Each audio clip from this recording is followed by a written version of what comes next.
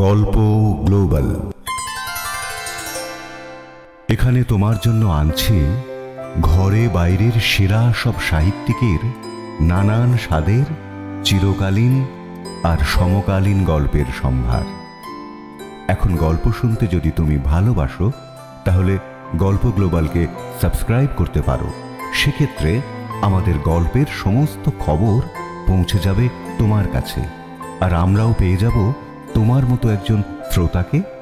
Subscribe করে bell আইকনের ওপর তোমার আঙুলটা ছুঁয়ে দাও, তাহলেই তোমার পরশ আমার প্রাণে।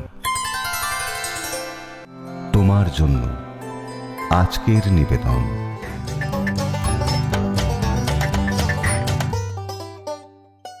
গোয়েন্দা শঙ্করলাল সিরিজের প্রথম অ্যাডভেঞ্চার। মিস্টার রায় বলছেন? শঙ্করলাল রায় বলছি। আমি একটু আপনার সঙ্গে দেখা করতে চাইছিলাম আর কি। একটা খুব ভয়াবহ ব্যাপার ঘটে গেছে। আপনার নাম? আমি অনির্বাণ দত্ত, গভর্নমেন্ট আর্ট কলেজের প্রফেসর। আমি খুব শকড হয়ে আছি আর কি। যদি আপনার একটু সময়। 10:30 নাগাদ চলে আসুন, তখন শুনবো। ও আচ্ছা, হ্যাঁ সার্টেনলি। অনেক ধন্যবাদ আপনাকে। জোড়া খুনের জোড়া সাঁকো। রচনা ইভান গুপ্ত। শব্দগ্রহণ অনুপ মুখোপাধ্যায়। আবহ ও সম্পাদনা অভিক চক্রবর্তী। প্রযোজনা দীপঙ্কর চট্টোপাধ্যায়। আজকের গল্প জোড়া খুনের জোড়া সাঁকো।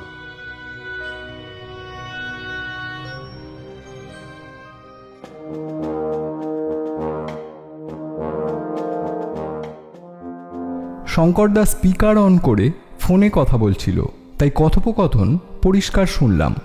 বিদ্যুৎ, সুখময়দার 11টায় আসার কথা না? ফোন করে বলে দে 10টার মধ্যে চলে আসতে। মক্কেলের বক্তব্য মিস করে গেলে উনি আবার অনুযোগ করবেন। আমি আর শঙ্করদা আমাদের বসবার ঘরে সোফায় বসে আছি। এখন সকাল 8:45। নিয়মিত যোগাসনের পাশাপাশি শঙ্করদা প্রাণায়াম আর ক্রাভ মাগা অভ্যাস করে। এই শেষেরটি খুব আশ্চর্য একটি অনুশীলন। কুস্তি, জুডো, ক্যারাটে, বক্সিং সব কিছুর থেকে কিছু কিছু নিয়ে তৈরি এই Israeli martial art. Israeli defence ফোর্সকে এই আর্ট অনুশীলন করতে হয়। এতে হাতের কোড়ে আঙুলকেও এক মারাত্মক অস্ত্র হিসেবে ব্যবহার করা হয়। এইসব করে সেভ করে স্নান সেরে ও সকাল 7:30টার মধ্যেই ফিট অ্যান্ড রেডি। শ্রীধরদার এনে দেওয়া চা খেতে খেতে শঙ্করদা একটা বই পড়ছিল, আর্ট অ্যান্ড ইটস মিনিং। এমন সময় ফোনটা এলো। শঙ্করদা এখন একসঙ্গে 2টো বই পড়া চালিয়ে যাচ্ছে। দ্বিতীয় বইটা হলো the various theories of crime, লেখক জনি লাডলাম। আমি সুখময়দাকে ফোন করে আগে চলে আসার ব্যাপারটা বলে দিলাম। হ্যালো সুখময়দা, মক্কেল আসছে, 10টার মধ্যে চলে আসুন। শঙ্করদা আমার দাদা, বয়স 35, আমার চেয়ে 11 বছরের বড়। ক্রিমিনোলজি পাশ করে সিআইডি হোমিসাইডের গোয়েন্দা হিসেবে 5 বছর কাজ করে চাকরি ছেড়ে দেয় ও প্রাইভেট প্র্যাকটিস শুরু করে। গত 2 বছর ধরে শঙ্করদা একজন প্রাইভেট গোয়েন্দা হিসেবে কাজ করছে। আগে আমাকে তদন্তের ব্যাপারে সঙ্গেই নিত না। আমি কলেজ পাশ করার পর দেখছি একটু একটু সহকারীর সম্মান পাচ্ছি। গোয়েন্দা হিসাবে শঙ্করদার পসার এই অল্প সময়ই অনেক বেড়েছে। 2-3 দিন অন্তর অন্তর নতুন নতুন মক্কেল আসে সমস্যা নিয়ে। সব কেস শঙ্করদা নেয় না। নিজের পারিশ্রমিকও খানিক বাড়িয়ে দিয়েছে যাতে মক্কেলের ভিড় কমে। কিন্তু তাতে সমস্যা হলো, ভিড় কমলেও শঙ্করদার মগজে শান দেওয়ার মতো কেস যে তাতে বাড়বে এমন কোনো গ্যারেন্টি নেই। তাই অনেক কেস নেয় যেখানে পারিশ্রমিক তেমন করে তো পাই না, উল্টে নিজের গ্যাট থেকেই কিছু যায়।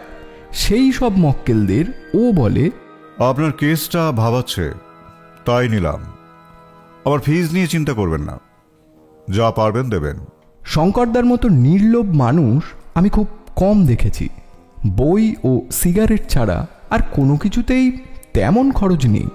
কিছু নামি ম্যাগাজিনে ওর ছবি সহ খবর বেরিয়েছে, পথে ঘাটে ওকে অনেকেই চিনে ফেলে। তাই একরকম বাধ্য হয়েই একটা মাহিন্দ্রা স্করপিও গাড়ি কিনেছে। এমনিতে নিজেই চালায়, তবে কোনো কেসের তদন্ত চলাকালীন ও অ্যাপ ক্যাব বা সুখময়দার টয়োটা ইনোভা গাড়ি পছন্দ করে। বলে নিজে ড্রাইভ করলে চিন্তার ব্যাঘাত ঘটে। সময়টা এপ্রিল মাস, 3 দিন আগেই পয়লা বৈশাখ গেছে। বেশ ভালোই গরম পড়তে শুরু করেছে। সুখময়দার কথায়, বয়েলড বাঙালি হবার সময় এসেছে ভাই বিদ্যুৎ। 10:05 হাজির হলেন সাদা পাজামা ও নস্যি রঙের পাঞ্জাবি পরিহিত রহস্য রোমাঞ্চ সিরিজের জনপ্রিয় লেখক সুখময় নন্দী। কাঁধে ঝোলানো একটা লেদারের ব্যাগ আর হাতে বেশ বড় একটা মিও আমরের বাক্স। সুখময় নন্দী রাজা রামমোহন রায় লাইব্রেরির প্রাক্তন লাইব্রেরিয়ান এবং বর্তমানে একজন জনপ্রিয় লেখক ও অকৃতদার। ভদ্রলোকের চেহারা শঙ্করদার ঠিক উল্টো। শঙ্করদা 6 ফুট 1, ছিপছিপে, গায়ের রং শ্যামলা, এক মাথা ঝাঁকড়া চুল, মুখের ধাঁচ ধারালো, বড় অন্তর্ভেদী চোখ, পরিষ্কার করে ছাঁটা মাঝারি গোঁফ। আর সুখময়দা নাদুস নুদুস, ফর্সা, টকটকে গায়ের রং, মাথায় সিঁথি কাটা চুল, ক্লিন শেভড, হাইট 5 ফুট 6, একটু কম দেখায় ভারী চেহারার জন্য। সুখময়দা শঙ্করদার চেয়ে 8 বছরের বড়, তাই আমরা দুজনেই দাদা বলি। সিআইডিতে কাজ করার সময় উত্তর কলকাতার রেডিও গলিতে একটি খুনের কিনারা করতে গিয়ে শঙ্করদাকে রামমোহন লাইব্রেরিতে ঢু মারতে হয় কয়েকবার। তখনই সুখময়দার সঙ্গে আলাপ হয়। সেই আলাপ গাঢ় হতে হতে এখন ভদ্রলোক প্রায় আমাদের আত্মীয় বলা যায়। লেখার হাত ওনার বরাবরই ভালো, আর তার সাথে মিশেছে ওনার অ্যাডভেঞ্চার ও রহস্যের প্রতি কৌতূহল। আমার হাতে বাক্স ধরিয়ে ভদ্রলোক সামান্য মাথা ঝুঁকিয়ে বাও করে নাটকীয়ভাবে শঙ্করদাকে বললেন, আমার গোয়েন্দা মোহন সিরিজের লেটেস্ট বই এই পয়লায় বেরোলো, জানোই তো। হোয়াট জানো না ইজ ইবুক এডিশন 45% প্রিবুকড। এবার ঝোলা থেকে সরাত করে একটা ঝকঝকে বই বার করে শঙ্করদার দিকে বাড়িয়ে দিয়ে বললেন, ইচ্ছেগামের বিছে, নামেই কামড়, কি বলো? শঙ্করদা তার গোল্ড ফ্লেক হানি ডিউ সিগারেট একটা শেষ টান দিয়ে অ্যাস্ট্রেতে ফেলে দিয়ে হাত বাড়িয়ে বইটা নিয়ে বলল, নামেই কামড়, আর পড়লে কি অজ্ঞান? এবার কত % মশলা দিলেন? সুখময়দা সোফায় বসতে বসতে বললেন, একটু মশলা না দিলে রান্নাকে জমে ভাই শঙ্কর। তুমিও তো বেশ পেঁয়াজ রসুনযুক্ত আমিষ তদন্ত পেলেই খুশি হও। মগজে শান দেওয়ার কেশ পেতে না বলেই তো চাকরিটাই ছেড়ে দিলে। ভাই বিদ্যুৎ, শ্রীধরকে একটু চা খাওয়াতে বলো। আর এইগুলো চিকেন প্যাটিস স্পেশাল। তারপর শঙ্করদার দিকে ফিরে রুমালে মুখ মুছতে মুছতে বললেন, কি ব্যাপার হে, নিউ মক্কেল কামিং, জব্বর কেস? শঙ্করদা সোফায় হেলান দেওয়া অবস্থায় সুখময়দার বইয়ের পাতা উল্টাতে উল্টাতে বলল, আপনি আমি দুজনেই একই তিমিরে। মক্কেল আসুক, 3 জোড়া কান সব শুনুক, তারপর ভাবনা চিন্তা করে আমাদের যে কেউ সলভ করতে পারে। Option is open for all 3 of us. সুখময়দা 2 হাত নেড়ে বললেন, রক্ষে করো ভাই, ওই সলভটা তোমার জন্যই থাক। রিভলভার, পেন, স্টেথোস্কোপ, হাতুড়ি, যার যা কাজ সে তাই করুক। শঙ্করদাকে এক বিদেশি গোয়েন্দার কলকাতায় খুনের একটা হাই প্রোফাইল কেসের ব্যাপারে মাথা ঘামাতে হয়েছিল, আর অপরাধী ধরতে আমাদের 3 জনকেই ছুটতে হয়েছিল কালিম্পং, ইচ্ছেগাঁও। সুখময়দা ফিরে এসে সেই অভিজ্ঞতাকে কাজে লাগিয়ে রহস্য উপন্যাস লিখেছেন ইচ্ছেগাঁওয়ের বিছে। বইটা পড়ে দেখতে হবে। আগে শঙ্করদা পড়বে, তারপর আমি। নামটা বেশ হয়েছে, বলতেই হবে। 10:40 এলেন অনির্বাণবাবু। ভদ্রলোক বেশ লম্বা, শঙ্করদার মতো না হলেও প্রায় 5-11, ছিপছিপে চেহারা, গায়ের রং চাপা, মুখটা চৌকো ধাঁচের, কাঁচা পাকা চুল, ব্যাকব্রাশ করা, ক্লিন শেভড, জুলফি বড়, প্রায় কানের লতির সমান ঝুলপি, বয়স 55-র আশেপাশে, চোখে মেটাল ফ্রেমের চশমা, পাওয়ার বেশ হাই মনে হয়, পরনে খাদির কাপড়ের হাফ শার্ট ও জিন্স, পায়ে উডল্যান্ডের চপ্পল। শঙ্করদা ভদ্রলোককে বসতে বলে পরিচয় করিয়ে দিল। ইনি আমার বিশেষ বন্ধু ও দাদার মতো সুখময় নন্দী, আর ও আমার ছোট ভাই বিদ্যুৎ।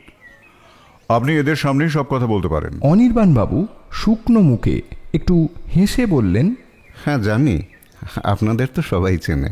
আমি এসেছি যে ব্যাপারটা নিয়ে, সেটার খানিকটা বোধহয় আপনি পেপারেও পড়ে থাকবেন। আমার বাড়ি জোড়াসাঁকোয়। শঙ্করদার ভুরু কুঁচকে গেছে। অনির্বাণবাবু বলে চললেন, দুটো মৃত্যু হয়েছে, দুটি মেয়ে।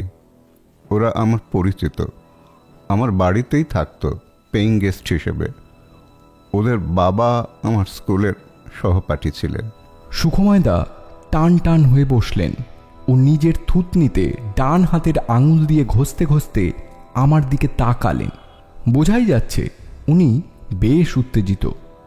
কদিন ধরেই খবরের কাগজে ও চ্যানেলগুলোয় আলোচনা হচ্ছে একটা ডাবল মার্ডার নিয়ে। জোড়াসাঁকোয় দুটি মেয়ে একসাথে খুন হয়েছে, মালবিকা ও চয়নিকা ঘোষ, দুই বোন, বয়স 30 ও 28। এটা সেই কেস। শঙ্করদা একটা সিগারেট ধরিয়ে ভদ্রলোককে অফার করল। উনি বললেন ছেড়ে দিয়েছেন। পুলিশ তো তদন্ত করছে। কি তদন্ত করছে তা সে তারাই জানে। 1 সপ্তাহের ওপর হয়ে গেল, এখনো কিছুই বোঝা যায়নি। পোস্টমর্টম রিপোর্ট বলছে বিষ দেওয়া হয়েছিল, কিন্তু কে বা কেন কিছুই বলা যাচ্ছে না। ওরা আমার বন্ধুর মেয়ে, আমার স্কুলের সহপাঠী, একটু প্রিসাইজ। আমাকে তো পুলিশ সেরকম কিছুই বলছে না। আমি আমি অনির্বাণবাবুর গলা ভেঙে গেল। উনি চুপ করে গিয়ে মুখ নিচু করলেন। শ্রীধরদা চা দিয়ে গেছে সবাইকে, সঙ্গে সুখময়দার আনা প্যাটিস। শঙ্করদা চায়ের কাপ ভদ্রলোকের দিকে এগিয়ে দিয়ে বলল, শান্ত হন, নিন চা খান। ব্যাপারটা খানিকটা জানি, মিডিয়াতে যা বেরোচ্ছে। নিউজ চ্যানেলগুলো তো ডিটেইল খবর দেওয়ার চেয়ে সেন্সেশনটাই বেশি হাইলাইট করে। তাই আপনার কাছ থেকে পুরো ব্যাপারটা শুনতে চাই। Take your time.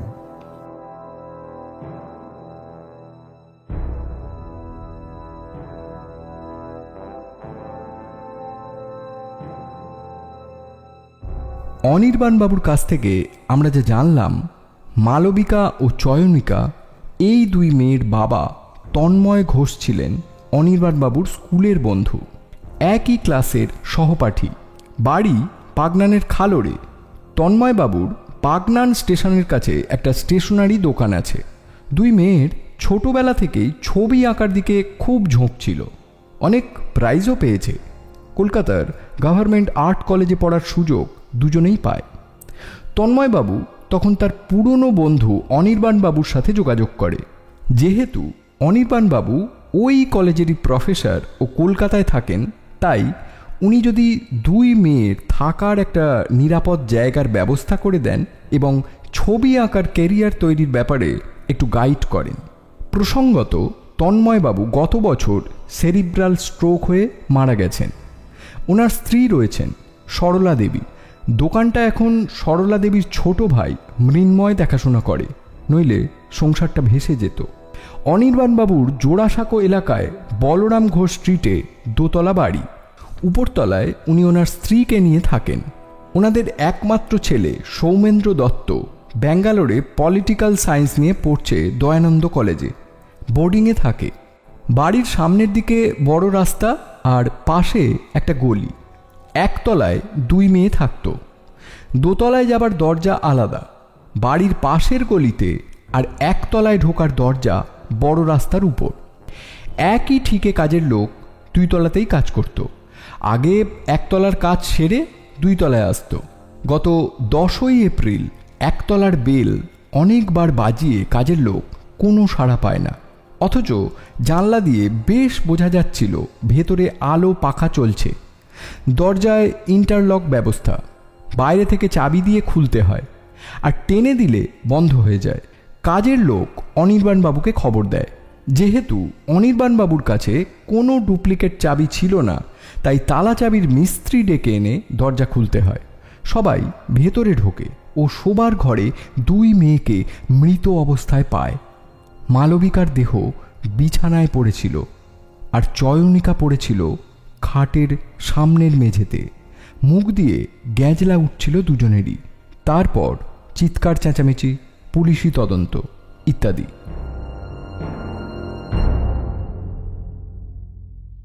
মেয়ে দুটি ছাত্রী হিসেবে কেমন ছিল? Real talent? কোয়াইট আউটস্ট্যান্ডিং, বিশেষ করে বড়টি মালবিকা। আমি যতদূর জানি কলকাতায় 2টো এক্সিবিশন করেছিল এর মধ্যেই, আর লখনৌতে 3টে। পুলিশ তো তদন্ত করছেই, আমার প্রয়োজনটা কোথায়? পুলিশে ভরসার অভাব? দেখুন, পুলিশের কথাবার্তা আমার ঠিক পছন্দ হয়নি। মনে হয় আমাকেই সন্দেহ করছে। বন্ধুর মেয়েদের থাকতে দিয়েছিলাম, অপরাধ তো কিছু করিনি। তাদের ব্যক্তিগত জীবন, তাদের কারোর সঙ্গে সম্পর্ক হয়েছিল কিনা, বা কোনো দেনা ছিল কিনা, কী কারণে ডিপ্রেশন ও সুইসাইড, সেটা আমি জানবো কি করে বলুন? সুইসাইড বলছেন? নোট তো কিছু পাওয়া যায়নি, খবরে যা বললাম। So what mister Roy, note কি সবসময় কেউ রেখে যায়? আর যদি মার্ডারও হয়, সেটা আমি কি জানবো বলুন তো? মালবিকার 3rd ইয়ার চলছিল, আর চয়নিকার 1st ইয়ার। কলেজেই দেখা হতো, বাড়িতে তেমন একটা নয়। এমনিতে তো বাড়ির 1তলা এবং 2তলা দুটো একদম সেপারেট। মাঝে মাঝে রবিবার 1তলায় যেতাম, ওদের স্টুডিওতে ঘণ্টাখানেক সময় দিতাম, কাজ কেমন এগোচ্ছে দেখতাম, গাইড করতাম। এই ওদের বাবার বন্ধু হবার কর্তব্য পালন করতাম। আমার একটা সোশ্যাল প্রেস্টিজ আছে, আমার একটা রেপুটেশন আছে। পুলিশ যদি সফট টার্গেট হিসেবে আমাকেই হ্যারাস করতে চায়, সেটা কি অন্যায় নয়? থেকেই আমার থানায় ডেকে পাঠাচ্ছে। কলকাতার বাইরে কোথাও যাওয়া বারণ, একই প্রশ্ন বারবার করে যাচ্ছে। এছাড়া মিডিয়া আছে, বাড়িতে কলেজে যখন তখন চলে আসছে, উল্টোপাল্টা সব প্রশ্ন করছে। আমিও জানতে চাই মৃত্যুর কারণ, জানতে চাই মার্ডার হলে কে সেই হত্যাকারী। কারণ এটা তো ঠিক, খুনি না ধরা পড়া অবধি আমার এই জ্বালাতনের হাত থেকে রেহাই নেই। অনির্বাণবাবু চায়ে চুমুক দিয়ে কাপ নামিয়ে বললেন, একটা ব্যাপার পুলিশ বুঝছে না, ব্যাপারটা আমার কাছে কতটা আপসেটিং। আমার বন্ধুর মেয়ে ওরা। তন্ময়টা চলে গেল গত বছর, আর এখন জোড়াসাঁকো থানার ওসি এখন বোধহয় মৈনাক। হ্যাঁ, মৈনাক সেন, চেনেন বুঝি? ওই আর কি। ঠিক আছে, কেস ডিটেলস আমি থানা থেকে জেনে নেব। বাই দ্য ওয়ে, মৃত্যুর সময় আপনি কোথায় ছিলেন? পুলিশকে বহুবার বলেছি, আপনাকেও বলছি। পুলিশের ডাক্তার তো বলছে রাতের বেলায় ঘটেছে। আমিও গিন্নি রাত 10:30টার মধ্যে শুয়ে পড়ি রোজ। আমার হাই প্রেশার আছে, ওষুধ খাই, তাই ডাক্তারের নির্দেশে বেশি রাত করা যায় না। শেষ কবে এদের দুজনের সঙ্গে আপনার যোগাযোগ হয়েছে? গত রবিবারের আগের রবিবার। চয়নিকা আমায় ফোন করে ডাকে। ওরা দুজনেই তেল রং, জল রং, প্যাস্টেল সব মিডিয়ামই স্বচ্ছন্দ। বলে একবার যদি নিচে আসি, একটা ছবি শুরু করবে, মিডিয়াম নিয়ে একটু কথা আছে। গেলাম, মিনিট 15 ছিলাম। শঙ্করদা বসবার ঘরে রাখা অ্যাকুইরিয়ামের মাছ দেখতে দেখতে সিগারেটের 2টো টান দিয়ে অ্যাস্ট্রেতে সিগারেটটা ফেলতে ফেলতে বলল, ঠিক আছে মিস্টার দত্ত, আপনার কেসটা আমি নিলাম। আমার ফিজ ও অ্যাডভান্সের ব্যাপারে বিদ্যুৎ আপনাকে সব বলে দেবে। আপনার ঠিকানা আর যা যা লাগবার ও নিয়ে নেবে।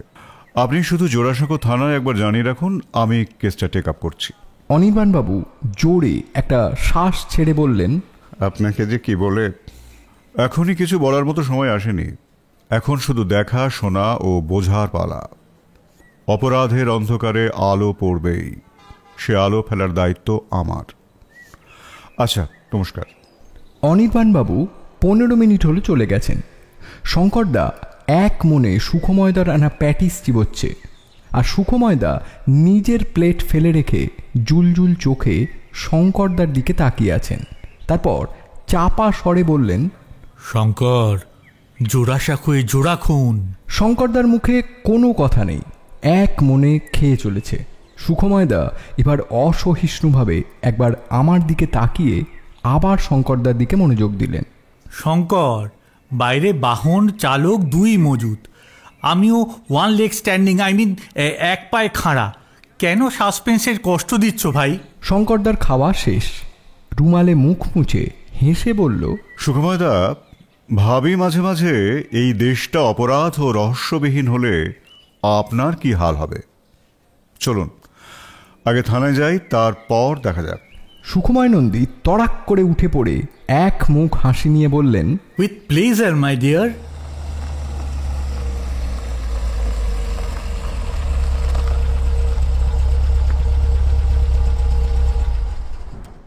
সুখময়দার সবুজ রঙের টয়োটা ইনোভা ক্রিস্টা গাড়ি যখন জোড়াসাঁকো থানার সামনে এসে দাঁড়ালো তখন 12:10। গাড়িতে শঙ্করদার কাছ থেকে জানলাম জোড়াসাঁকো থানার ওসি মৈনাক বাবুর দাদা ছিল শঙ্করদার কলেজের সহপাঠী। ওসি মৈনাক সেন ওনার ঘরেই ছিলেন। একজন এসআই আমাদের ওনার কাছে নিয়ে গেলেন। মাঝারি হাইট, বেশ হৃষ্টপুষ্ট চেহারা, গোলগাল মুখ, বেশ ফর্সা গায়ের রং, মাথায় কোঁকড়া চুল আর একটা পুরুষ্ট হ্যান্ডেল বার গোঁফ। এই শেষেরটির দৌলতে ওনার চেহারায় একটা পুলিশি ছাপ পড়ে, নইলে মনে হয় কোনো সঙ্গীতের সমাজদার ডোভারলেন মিউজিক কনফারেন্স শুনতে এসেছে। আমরা বসার পর মৈনাকবাবু নাটকীয়ভাবে মাথার চুল খামচে বললেন, ব্যাস হয়ে গেল। জোড়া খুনের ঠেলায় মিডিয়া ইনকোয়ারি পাগল করে দিল, তার উপর আবার সেলিব্রিটি গোয়েন্দা যোগ, আর দেখতে হবে না। ভদ্রলোকের গলাটি কিন্তু বেশ কমকমে, যাকে বলে বুমিং ভয়েস। কেমন আছো মৈনাক? মৈনাকবাবু চেয়ারে হেলান দিয়ে বললেন, সবই তো জানো দাদা, হতে চেয়েছিলাম অভিনেতা, হয়ে গেলাম এই। এখন চোর ছাচরের অভিনয় দেখে জীবন কাটছে। অনির্বাণবাবু ফোন করে বললেন তোমার ইনভলভমেন্টের কথা। ওনার তো গোয়েন্দার চেয়ে একজন ক্রিমিনাল লয়ারের প্রয়োজন ছিল বেশি। তুমি কি you believe he is clean? তোমার মক্কেল শঙ্করদা গোল্ড ফ্লেকের প্যাকেট বার করে মৈনাকবাবুকে অফার করে নিজে ধরালো। তারপর বলল, আনক্লিন হলে তুমি আছো, চিন্তা কিসের? তোমার কি ইমপ্রেশন? ওনাকে তো সন্দেহ করছি বটেই, বাট মোটিভটা পাওয়া যাচ্ছে না, নট ইয়েট। সেই জন্যই অ্যারেস্টও করছি না। চার্জশিটে কি দেব? মেয়ে দুটির মৃত্যুর কারণ কি মনে হয়, কোন অ্যাঙ্গেলে আসে? দেখো, সাধারণ কোনো অ্যাঙ্গেল ধোপে টিকছে না। লাভ অ্যাঙ্গেল, প্রতিশোধ বা ডিপ্রেশন এসব নয়। এটা সুইসাইড নয়। পয়জন ওয়াজ অ্যাডমিনিস্টার্ড। স্টমাকে স্ট্রিকনাইন বিষ পাওয়া গেছে, দুধে মেশানো ছিল। But why and by home? মেয়ে দুটি কার ভাড়াবাতে ছাই দিল যে একসঙ্গে দুজনকেই সরিয়ে ফেলতে হলো? এসব প্রশ্ন তো আছে। জোড়াখুন তো খুব চাপ। তুমি তো সিআইডিতে ছিলে, জানোই তো ভালো করে কতটা প্রেশার থাকে এসব কেস ক্র্যাক করার। তোমার ইনভেস্টিগেশন ডিটেলসটা একটু দরকার। হ্যাঁ, সার্টেনলি।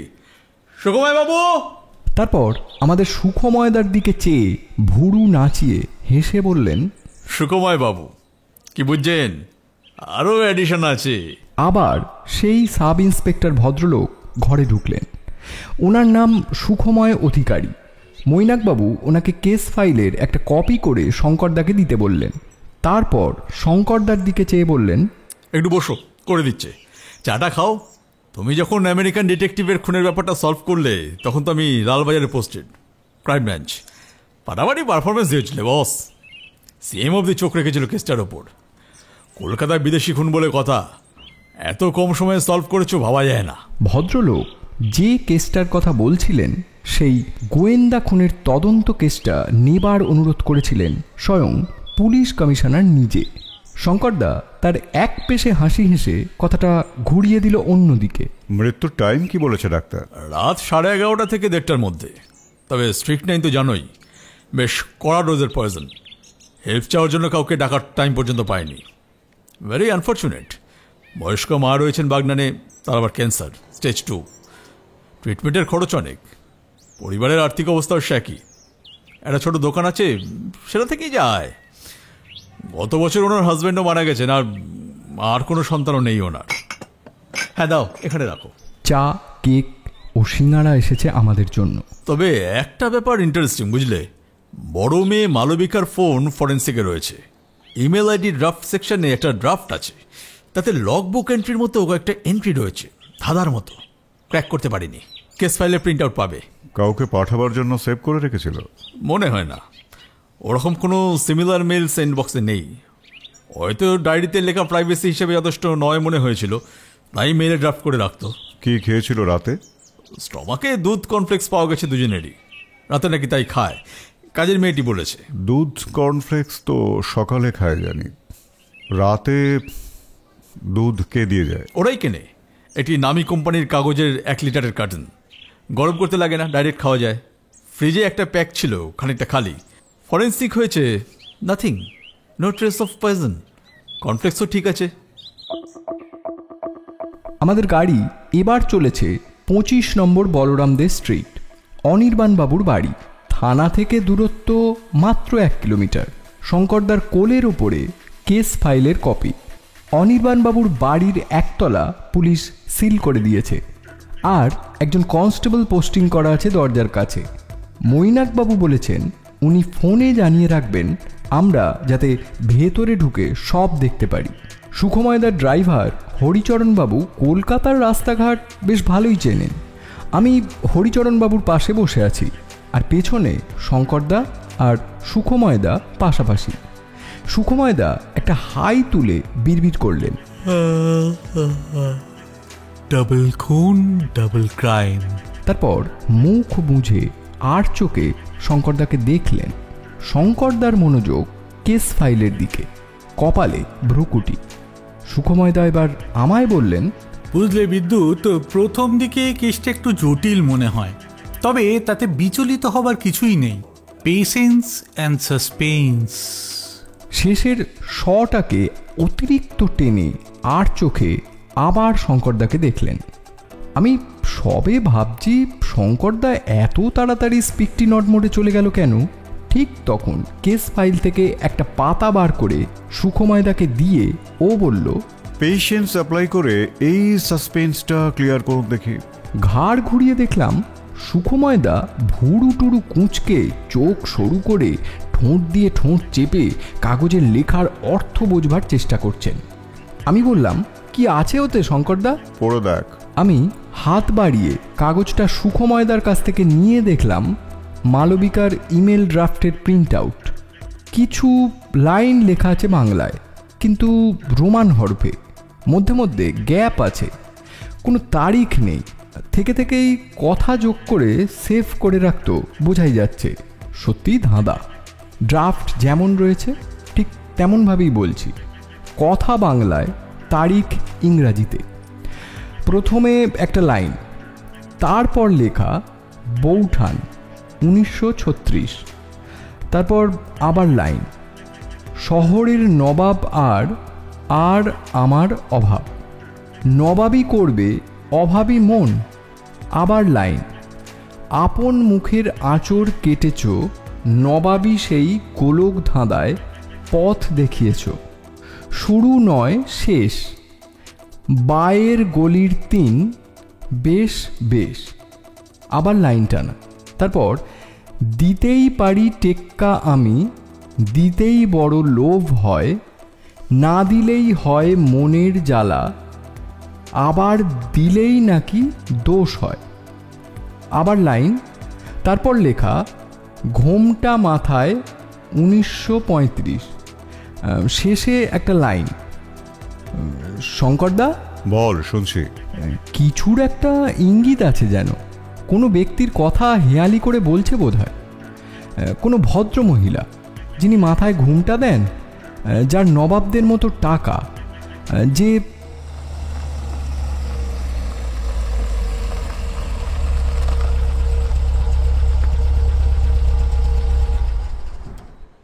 আমায় কথা থামাতে হলো, কারণ অনির্বাণবাবুর দোতলা বাড়ি এসে গেছে। বলরাম দে স্ট্রিট কলকাতার পুরনো রাস্তা। কিছু আধুনিকতার ছোঁয়া লাগলেও সাবেকি কলকাতার সুরটা কোথাও যেন বাঁধা আছে এখানে। রাস্তার ওপারেই বাড়ির একতলায় ঢোকার দরজা। দরজার পাশেই একটা টুলে একজন কনস্টেবল বসে খবরের কাগজ পড়ছিলেন। আমাদের গাড়ি থামতে উঠে দাঁড়ালেন। শঙ্করদা ওর পাঞ্জাবির পকেট থেকে সিগারেটের প্যাকেট বার করতে করতে এগিয়ে গিয়ে জিজ্ঞেস করলো, মৈনাক কিছু জানিয়েছে?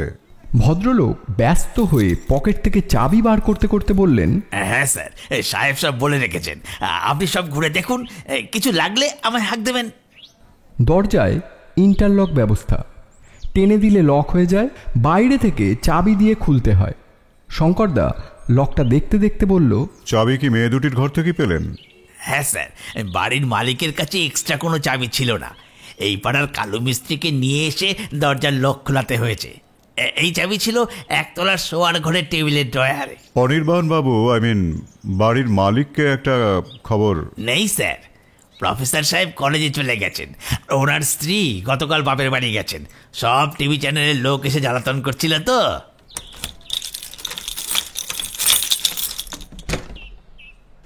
আমরা ভেতরে ঢুকলাম। প্রথমেই বসবার ঘর, তারপর একটা ডাইনিং স্পেস আছে, খাবার টেবিল চেয়ার পাতা, একদিকে টয়লেট ও রান্নাঘর। এই সব পেরিয়ে এগিয়ে গেলে দুদিকে দুটো ঘর, বাঁদিকে শোবার ঘর আর ডান দিকে একটা মাঝারি মাপের হল ঘর মতো। বুঝলাম সেটা স্টুডিও। সেখানে দুটো টেবিল আছে, খান্তিনেক ইজেল, বেশ কিছু ছবি ফ্রেম করে রাখা, কিছু চার্ট পেপার রোল করা অবস্থায় টেবিলের ওপর পড়ে আছে। একটা ইজেলে ছবির কাজ চলছে, লাইফ সাইজ পোর্ট্রেট কোনো এক ভারতীয় প্রিন্সের। স্কেচ হয়ে গেছে, রঙের কাজ চলছিল। সুখময়দা ছবিটার সামনে দাঁড়িয়ে তারিফ করার গলায় বললেন, উফ, কি প্রতিভা! বলো শঙ্কর। আশেপাশে দেওয়ালে হেলান দিয়ে রাখা কিছু ছবি দেখতে দেখতে শঙ্করদা এক মুখ ধোঁয়া ছেড়ে অন্যমনস্ক গলায় বলল, সেটাই কি বিপদের কারণ?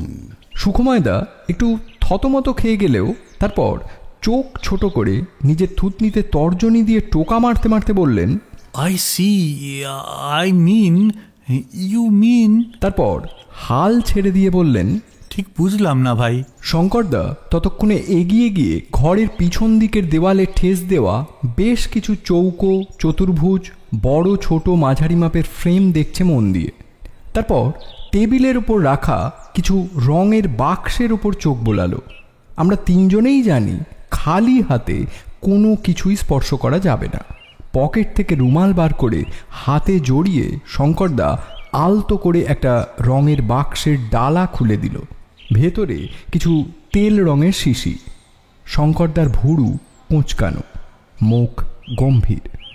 সেই ঘর থেকে বেরিয়ে আমরা শোবার ঘরে গিয়ে ঢুকলাম। এই ঘরেই দুজনকে মৃত অবস্থায় পাওয়া গেছে। এখন আর সাদা বা হলুদ চক বা রং দিয়ে মৃতদেহ পড়ে থাকার অবস্থার আউটলাইন চিহ্নিত করা হয় না। X marks the spot. যদিও অনেক সিনেমায় তাই দেখায়, এখন বিভিন্ন অ্যাঙ্গেল থেকে প্রচুর ছবি তোলা হয় মৃতদেহ পড়ে থাকার অবস্থানের মাপজোক সহ, যাতে রেফারেন্স ও রিকনস্ট্রাকশন অফ ক্রাইম সিন করা যায় সহজেই ওই ছবিগুলো দেখে। শোবার ঘরটা বেশ বড়, একটা ডাবল খাট, একটা ড্রেসিং টেবিল, আয়না, সামনে বসার জন্য একটা বেতের মোড়া, একটা বড় ওয়ার্ড্রব, পড়ার টেবিল ও চেয়ার। টেবিলের সামনের দেওয়ালে দুটি তাক আছে, যাতে কিছু বই রয়েছে, আর্টের বই। তার মধ্যে অবনীন্দ্রনাথ ঠাকুরের লেখা বাগেশ্বরী শিল্প প্রবন্ধাবলী আমার পড়া, বেশিরভাগই ইংরাজি বই। পিরিয়ডস অব ওয়ার্ল্ড আর্ট বইটা কয়েক মাস আগে শঙ্করদাকে পড়তে দেখেছি, কাঞ্চন কাকার কাছ থেকে ধার নিয়েছিল। ঘরের দুই দিকের দেওয়ালে বড় জানলা রয়েছে, লোহার গ্রিল দেওয়া। দক্ষিণ দিকের জানলার পাশের দেওয়ালে একটা পেন্টিং ঝুলছে, একটা বরফে ঢাকা গ্রামে কিছু ঘোড়ায় চড়ে আসা সৈনিক গ্রামবাসীদের টেনে ঘর থেকে বার করছে, অত্যাচার করছে। ছবিটা কার আঁকা জানি না।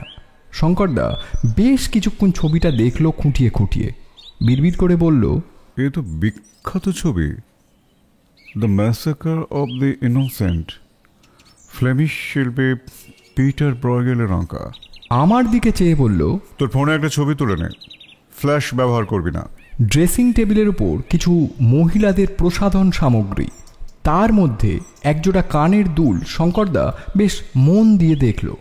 ওয়ার্ড্রপে জামা কাপড় রয়েছে, ভেতরে একটা দেরাজে কিছু টাকা, তাতে পুলিশের ট্যাগ লাগানো আছে। মোট 12,315 টাকা। State bank of India, Jorasanko ব্রাঞ্চের সেভিংস অ্যাকাউন্টের পাসবই, চেক বই, এটিএম কার্ড মালবিকার নামে, ছবি আঁকার 7টা ব্রাশের একটা সেট, সিল করা প্যাক, খোলা হয়নি, বিদেশি কোম্পানি মানসিনি ইতালির। ব্রাশগুলোর সাইজ 1 থেকে 7। অনির্বাণবাবুর বাড়ি থেকে বেরিয়ে আমরা আবার গাড়িতে উঠলাম। সুখময়দা একটু গুম মেরে আছেন, শঙ্করদাও। এবারে হরিচরণবাবুর পাশে বসেছেন সুখময়দা, আর আমরা দুজন পিছনে। শঙ্করদা একটু চুপ করে রইল, তারপর আস্তে আস্তে বলল, অন্ধকারের বৈচিত্র্য আছে, জানেন তো সুকুমারদা? সুখময়দা সবে ওনার ব্যাগ থেকে সুপুরির কৌটোটা বার করে একটা মুখে পুড়েছেন। থতমত খেয়ে বললেন, অন্ধকার মানে ডার্কনেস, মানে সব কালো, অল ব্ল্যাক, তার বৈচিত্র্য বলছো? হালকা অন্ধকার, জমাট অন্ধকার, নিরেট অন্ধকার। অপরাধের অন্ধকার যেমনই হোক, তা কাটে একমাত্র বুদ্ধির আলোয়। মালবিকার বুদ্ধি ছিল, তাই তাকে সরিয়ে দেওয়ার প্রয়োজন ছিল। এবং এক ঢিলে 2 পাখি। এক পাখি গায়েব হলে আর এক পাখির কিচিরমিচির। সেই জন্যেই এক ঢিলে 2 পাখি। কেউ বা কিছু মানুষ চায় অন্ধকারটা বজায় থাকুক। চলুন আগে রয়্যালে লাঞ্চ সারা যাক। আজ আমি খাওয়াবো, সুখময়দার ইচ্ছেগামের বিছে প্রকাশের অনারে। লাঞ্চ সেরে আমরা যাব আমাদের সুপার ব্রেইন কাঞ্চন কাকার বাড়ি। একটা ব্যাপারে একটু জ্ঞানের ইনজেকশন দরকার।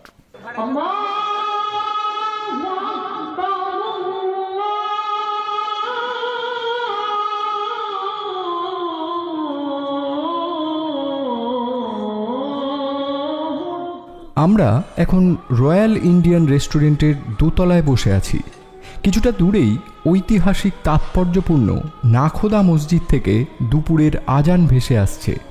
রয়্যালের চাপ বিখ্যাত। আমরা চিকেন বিরিয়ানি, মাটন চাপ আর ফিরনি অর্ডার দিয়ে বসে আছি। সুখময়দা নিজের লাল ডায়েরি বার করে কী সব লিখছেন। ওই ডায়েরি ওনার সর্বক্ষণের সাথী। মাথায় যখনই কোনো গল্পের প্লট আসে বা কোনো ইন্টারেস্টিং তথ্য জানতে পারেন, উনি খসখস করে ডায়েরিতে তা লিখে রাখেন এবং চেষ্টা করেন পরে ওনার গল্পে কাজে লাগাতে। মজা করে বললেন, এটা হলো আমার থট ক্যাপচার ডিভাইস। খানিক লিখে তারপর মুখ তুলে বললেন, আচ্ছা, মেয়ে দুটো সুইসাইড করেনি, তুমি এতটা শিওর হচ্ছ কি করে শঙ্কর? এরম তো হয়, খবর তো বেরোয় মাঝে মাঝেই, বিষ খেয়ে আত্মহত্যা। শঙ্করদা কেস ফাইলটা পড়তে পড়তে বলল, হয়, কিন্তু তার জন্য একটা নির্দিষ্ট জোরালো মোটিভেশন লাগে। এখানে সেটা নেই। নিজেকে শেষ করে ফেলা খুব একটা সহজ কাজ নয় সুকুমারদা। কেস ফাইলে বডি দুটির অনেক ছবি আছে। বোঝাই যাচ্ছে বিষক্রিয়াটা ওদের কাছে আনএক্সপেক্টেড ছিল। মেঝেতে চয়নিকা যে অ্যাঙ্গেলে পড়েছিল, ডান হাত খানিকটা মুচড়ে পিঠের দিকে রয়েছে। মনে হয় হাতে ভর দিয়ে ওঠবার চেষ্টা করেও পারেনি। এটা খুন, কিন্তু কেন? কিছু ক্লু পেলে নাকি? ক্লুও বটে, আবার খটকাও বটে। আচ্ছা বলুন দেখি, আপনার মনে কি কি ব্যাপারে খটকা লাগলো? বিদ্যুৎ, তুইও বল। সুখময়দা বিড়বিড় করতে করতে ভাবছেন। আমি বললাম, আচ্ছা, যারা ছবি আঁকে, ছবি আঁকা শিখছে, তাদের ঘরে মোটে একটা ছবি কেন টাঙানো থাকবে? আর ইমেল ড্রাফটের কথাগুলো তো বেশ রহস্যময়। সুখময়দা ওনার ডায়েরি ব্যাগে রাখতে রাখতে বললেন, আচ্ছা, অল্প বয়সী মেয়ের লেখা হাবিজাবিও তো হতে পারে। হয়তো যখন যা মনে এসেছে তাই লিখেছে। খুব গুরুত্ব দেওয়ার প্রয়োজন কি? যে মেয়ে ডায়েরি লেখে না, বন্ধু বান্ধব তেমন নেই, বাবা সম্প্রতি মারা গেছেন, মায়ের ক্যান্সারের ট্রিটমেন্ট চলছে, নিজের বাড়ি লোকজন ছেড়ে দূরে একটা শহরে এসে রয়েছে, তার কয়েকটা মাত্র কথা, তাও হেঁয়ালিতে। গুরুত্ব তো দিতেই হবে সুকুমারদা। তবে আপাতত আমরা চর্বণ ও ভক্ষণেই গুরুত্ব দেব। ওয়েটার আমাদের লাঞ্চ নিয়ে এসেছে। আমাদের খাওয়া প্রায় শেষের দিকে। দোতলায় আরও 4-5টা টেবিলে লোকেরা খাচ্ছে। তার মধ্যে একটা টেবিলে 3 জন, বোধহয় কলেজ স্টুডেন্ট, 2টি মেয়ে ও একটি ছেলে। খাওয়া দাওয়ার সাথে সাথে আড্ডা চালাচ্ছে। ছেলেটির মুখে দাড়ি, চোখে চশমা, পরনের টি শার্টটা চোখে পড়ার মতো। কালো গোল গলা টি শার্টের বুকের কাছে একটা পেন্টিং প্রিন্ট করা, একজন মহিলার পোর্ট্রেট। পেন্টিংটা আমার চেনা, আগে যেন কোথায় দেখেছি। সুখময়দা প্লেটের শেষ চাপের টুকরোটা চামচে তুলতে তুলতে বললেন, রয়্যালের চাপের জবাব নেই। আচ্ছা, ঠাকুর বাড়ি তো কাছেই, আমাদের গ্রেট পোয়েটের সময়ও কি এই রয়্যাল ছিল? শঙ্করদার খাওয়া থেমে গেছে। চট করে টি শার্ট পরা ছেলেটির দিকে দেখল, তারপর আমায়। আর আমার সেই মুহূর্তে মনে পড়ে গেল কেন ছবিটা চেনা লাগছিল। বিখ্যাত ছবি, রবীন্দ্রনাথের আঁকা ওনার বৌঠানের ছবি কাদম্বরী। মালবিকার ড্রাফটে লেখা ছিল বৌঠান 1936। সুখময়দার অবশ্য এসব কিছু বোঝার কথা নয়, কারণ উনি শঙ্করদাকে প্রশ্ন করে আধ বোঝা চোখে খেয়ে চলেছেন। বিদ্যুৎ, চট করে নেটটা চেক কর। এবার সুখময়দার হুঁশ হলো, এদিকে একটা কাণ্ড চলছে, কিন্তু কিছুই বুঝতে পারলেন না। একবার আমার দিকে, একবার শঙ্করদার দিকে চাইছেন। আমি এর মধ্যেই আমার স্মার্টফোনের নেট চালু করে সার্চ মেরেছি। ঠিক 1936-এ আঁকা হয়েছিল এই ছবি, ব্রাশে আঁকা, মিডিয়াম ইঙ্ক ও ওয়াটার কালার। শঙ্করদা সুখময়দার দিকে তাকিয়ে তারিফ করে বলল, ব্রাভো! বিশ্বকবির দিকে দৃষ্টি আকর্ষণ করবার জন্য বর্তমান বঙ্গ সাহিত্যিককে ধন্যবাদ জানাই। আমি হেল্প করলাম বুঝি? কিভাবে ভাই? কিছুই তো বুঝতে পারছি না, না বুঝে কমপ্লিমেন্ট নিয়ে কি করে? শঙ্করদা তুড়ি মেরে ওয়েটারকে বিল দিতে ইঙ্গিত করে বলল, সব বুঝবেন, কিন্তু এখন নয়। খেলা জমে উঠেছে সুকুমারদা। কাঞ্চন কাকার বাড়ি যাওয়ার আগে একবার জোড়াসাঁকো ঠাকুর বাড়িতে ঢু মারতে হবে। উঠে পড়ুন, চ বিদ্যুৎ। রেস্টুরেন্ট থেকে জোড়াসাঁকো ঠাকুর বাড়ি গাড়িতে 10 মিনিটও লাগে না। আমার আর শঙ্করদার এই নিয়ে 4 বার আসা হলো, সুখময়দার 2 বার। শঙ্করদা আমাদের নিচে অপেক্ষা করতে বলে ভেতরে ঢুকে গেল, বলল, সবাই গেলে সময় নষ্ট হবে, শুধু একটা ব্যাপার জানার আছে। আমরা দুজন বাইরের বাগানটার সামনে দাঁড়িয়ে বাড়িটাকে দেখছিলাম। সুখময়দার দেখলাম বেশ কাব্যিক ভাব এসে গেছে, গুনগুন করে গাইছেন, এই আকাশ। তারপর থেমে গিয়ে বললেন, কি প্রতিভা, কি ব্যক্তিত্ব, কি চিন্তা ভাবনা, ভাবা যায় না। ওনাকে নিয়ে আমার কলেজ জীবনে লেখা একটা কবিতা আছে, শোনো বিদ্যুৎ। হে শুভ্র, হে বিশাল, তোমার গদ্য পদ্য ছন্দ তাল, তোমার কীর্তি নেহারি মোরা বিস্মিত হতবাক, প্রার্থনাই তোমার স্বপ্ন বাস্তব রূপ পাক। তোমার ভাষার আদি, তুমি বঙ্গের বিশ্বদর্শন, শুষ্ক কঠিন মৃত্তিকায় প্রাণ দায় শীতল বর্ষণ। এইবারে ওয়ার্নিংটা শোনো ভাই। তবে জেনে রাখো হে মহান, যাহারা করিবে তোমার অপমান, তাহাদের প্রহার মোরা করিব নিশ্চয়, তব ভক্ত মোরা মোদের নাহি কোনো ভয়। সুখময়দা বেশ খোলা গলায় হাত টাত নেড়ে আবৃত্তি করছিলেন। পাশ দিয়ে লোকজন যাবার সময় ওনার দিকে অবাক হয়ে দেখছিল। কেমন লাগলো কবিতাটা বলা? আমি মুখে বললাম, দারুণ, কিন্তু কবিতার মধ্যে দিয়ে অপ্রয়োজনীয় সাবধান বাণী শোনানোটা আমার কেমন অদ্ভুত লাগলো। আসলে সুখময়দার রহস্য গল্প লেখা নিয়ে কোনো কথা হবে না, কিন্তু ওনার কবিতাগুলো আমার একটু গোলমেলে লাগে। শঙ্করদা ফিরল আধ ঘন্টারও বেশি সময় পরে। গাড়িতে উঠে মুখে কুলুপ, শুধু এটুকুই বলল, ঠাকুর বাড়ি আসাটা তদন্তের অনেক হেল্প করবে।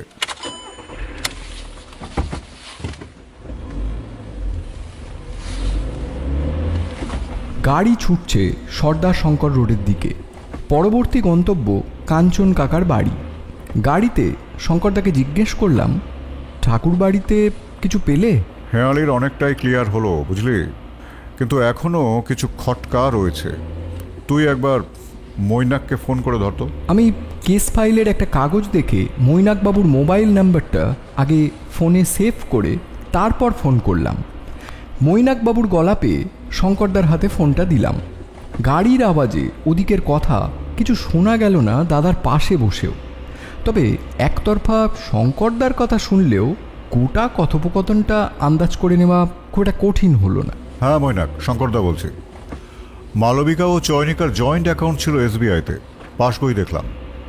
ব্যাংকে অস্বাভাবিক ট্রানজ্যাকশন কিছু পেলে? বলছো বাড়িতে মানি অর্ডার পাঠাতো নিয়ম করে প্রতি মাসে 23,000। এছাড়াও দুজনের কলকাতায় থাকা খাওয়ার কলেজে পড়ার খরচ। এই টাকাগুলো আসতো কোথা থেকে? কে দিত? তুমি লখনৌ পুলিশের ক্রাইম ব্রাঞ্চে একটা খোঁজ করো তো, ওই দুটি মেয়ে বা অনির্বাণ বাবুর নামে কোনো রেকর্ড আছে কিনা, জিডি বা এফআইআর, এনিথিং। আর ওখানে কোনো আর্ট গ্যালারিতে মেয়ে দুটির আঁকা ছবির এক্সিবিশন হয়েছিল? সেটা এখনই বলতে পারবো না, তবে অনির্বাণ বাবুর ওপর নজর রাখো। না, এখনই তুলতে হবে না। শুধু সন্দেহের বসে কতদিন কাস্টডি দেবে? বেল পেয়ে যাবে তো। তার চেয়েই ভালো ফ্রি ঘোরাফেরা করুক, শুধু গতিবিধির ওপর নজর রাখো। আমি এখন রাখছি, কোনো ডেভেলপমেন্ট হলে জানিও। জানি না, তবে মনে হয় একবার যেতে হবে। রাখছি। শঙ্করদা কথা সেরে আবার আমায় ফোন দিয়ে দিল। ওর ফোন, কিন্তু আমাকেই বইতে হয়।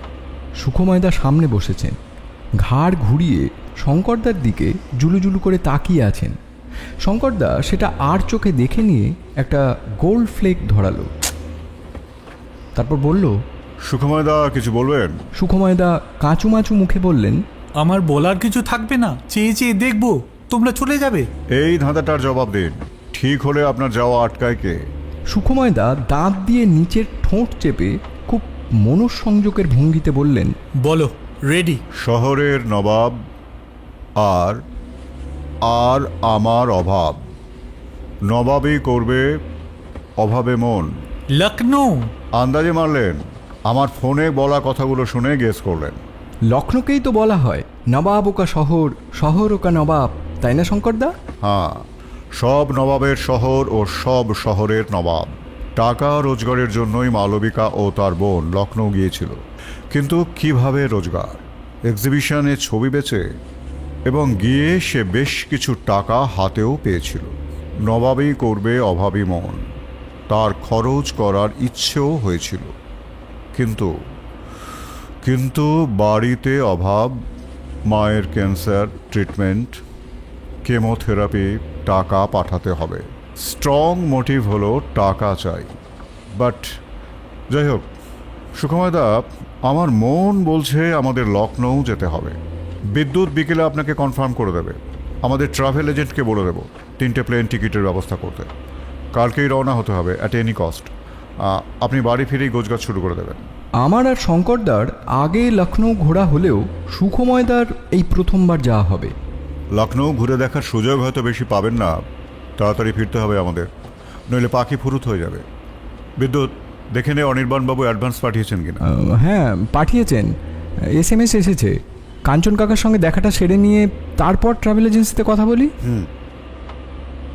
গাড়ি বেগবাগান পেরোলো। কাঞ্চন মুখার্জি আমাদের সবার কাকা। উনি একজন দুঁদে CID অফিসার ছিলেন, এখন রিটায়ার্ড। কাকা আমাদের বাবার ছেলেবেলার বন্ধু এবং আমাদের অত্যন্ত স্নেহ করেন। বিয়ে থা করেননি, নানান রকম শখ নিয়ে দিন কাটান।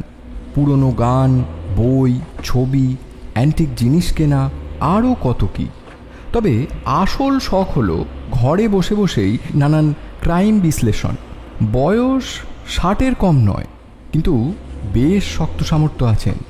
ফর্সা লম্বা চেহারা, মাথায় সম্পূর্ণ সাদা চুল ব্যাকব্রাশ করে আঁচড়ানো, চারা দেওয়া সাদা গোঁফ ও চোখে মাইনাস পাওয়ারের চশমা। গলার আওয়াজ এখনও বেশ গম্ভীর ও দানাদার। কাঞ্চন কাকার ঘরে ঢোকার আগেই যে গন্ধটা পাই, সেটা কোনো লাইব্রেরি গেলেও পাই। অনেক রকম বইয়ের মিশ্র গন্ধ। আমরা যখন ঘরে ঢুকলাম তখন কাকার ঘরের দেওয়াল ঘড়িতে ঢং ঢং করে 4টে বাজল।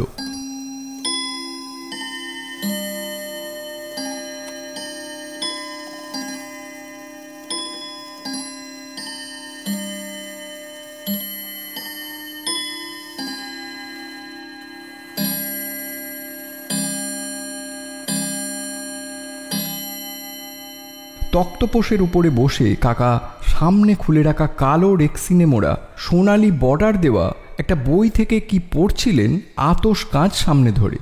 মুখ না তুলেই বললেন, ঘন্টা বাজলো 4, ব্যক্তি ঢুকলো 3, চতুর্থ জন কি সমস্যা, রহস্য? বসো বসো সব। আমরা তক্তপোষের সামনে চেয়ার ও মোড়া টেনে নিয়ে বসলাম।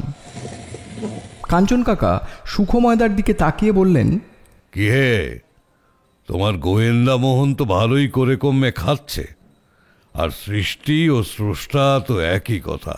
বেশ বেশ, তোমরা যদি কফি খাও তো আমার সার্ভেন্টটিকে একবার বলে এসো। যাও, সর্বকনিষ্ঠ নরেন রান্নাঘরেই আছে। আমি উঠে গিয়ে নরেন কাকাকে বলে এলাম। শঙ্করদা এর মধ্যেই কাজের কথায় চলে গেছে। কাকা, একটা ব্যাপারে একটু হেল্প লাগবে আপনার। বিখ্যাত পেইন্টিংয়ের নকল করে বিক্রি করাটা কি আইনত সঙ্গত? কাঞ্চন কাকা উজ্জ্বল চোখে শঙ্করদার দিকে তাকিয়ে বললেন, সেই আর্ট কলেজের মেয়ে দুটি তাই করত বুঝি। আপনার বুদ্ধির 20% যদি পেতাম, এই দেশের সেরা গোয়েন্দা হতে পারতাম। সেরা হতে আর কিছু বাকি রেখেছ কি চাঁদু? যাই হোক, হ্যাঁ, পুরোপুরি আইন সঙ্গত। একে বলে জেনুইন ফাইন আর্টস রিপ্রোডাকশন। সারা পৃথিবী জুড়েই হয়। একটা কোনো পিরিয়ডের ছবি, ধরো রেনেসাঁ যুগের একটা বিখ্যাত ছবি, তুমি যদি নকল করতে চাও, তোমায় সেই যুগের ব্রাশ স্ট্রোক, ছবির টেক্সচার এসব নিয়ে জানতে হবে, পড়াশোনা করতে হবে। সেই সময় যে রং ব্যবহার হয়েছিল ঠিক সেই রং ব্যবহার করতে হবে। হুবহু আঁকতে পারার ট্যালেন্ট তো থাকতেই হবে, সবার থাকে না। It is itself is an art of the highest order. রবীন্দ্রনাথের আঁকা কোনো ছবি বিশ্ববাজারে কতই বিক্রি হতে পারে? ও বাবা, তিনিও ইনভলভ নাকি? এক্স্যাক্ট বলা তো সম্ভব নয়। শেষ যা নিলাম হয়েছিল সখেবিতে, আমাদের ভারতীয় মুদ্রায় প্রায় 57 লাখ টাকা। কফি এসে গেছে, সঙ্গে চকলেট, কুকিজ। আমরা যে যার কাপ তুলে নিলাম। শঙ্করদা কফিতে একটা চুমুক দিয়ে বলল, আসল ও নকলের তফাৎ করা সম্ভব নিশ্চয়ই?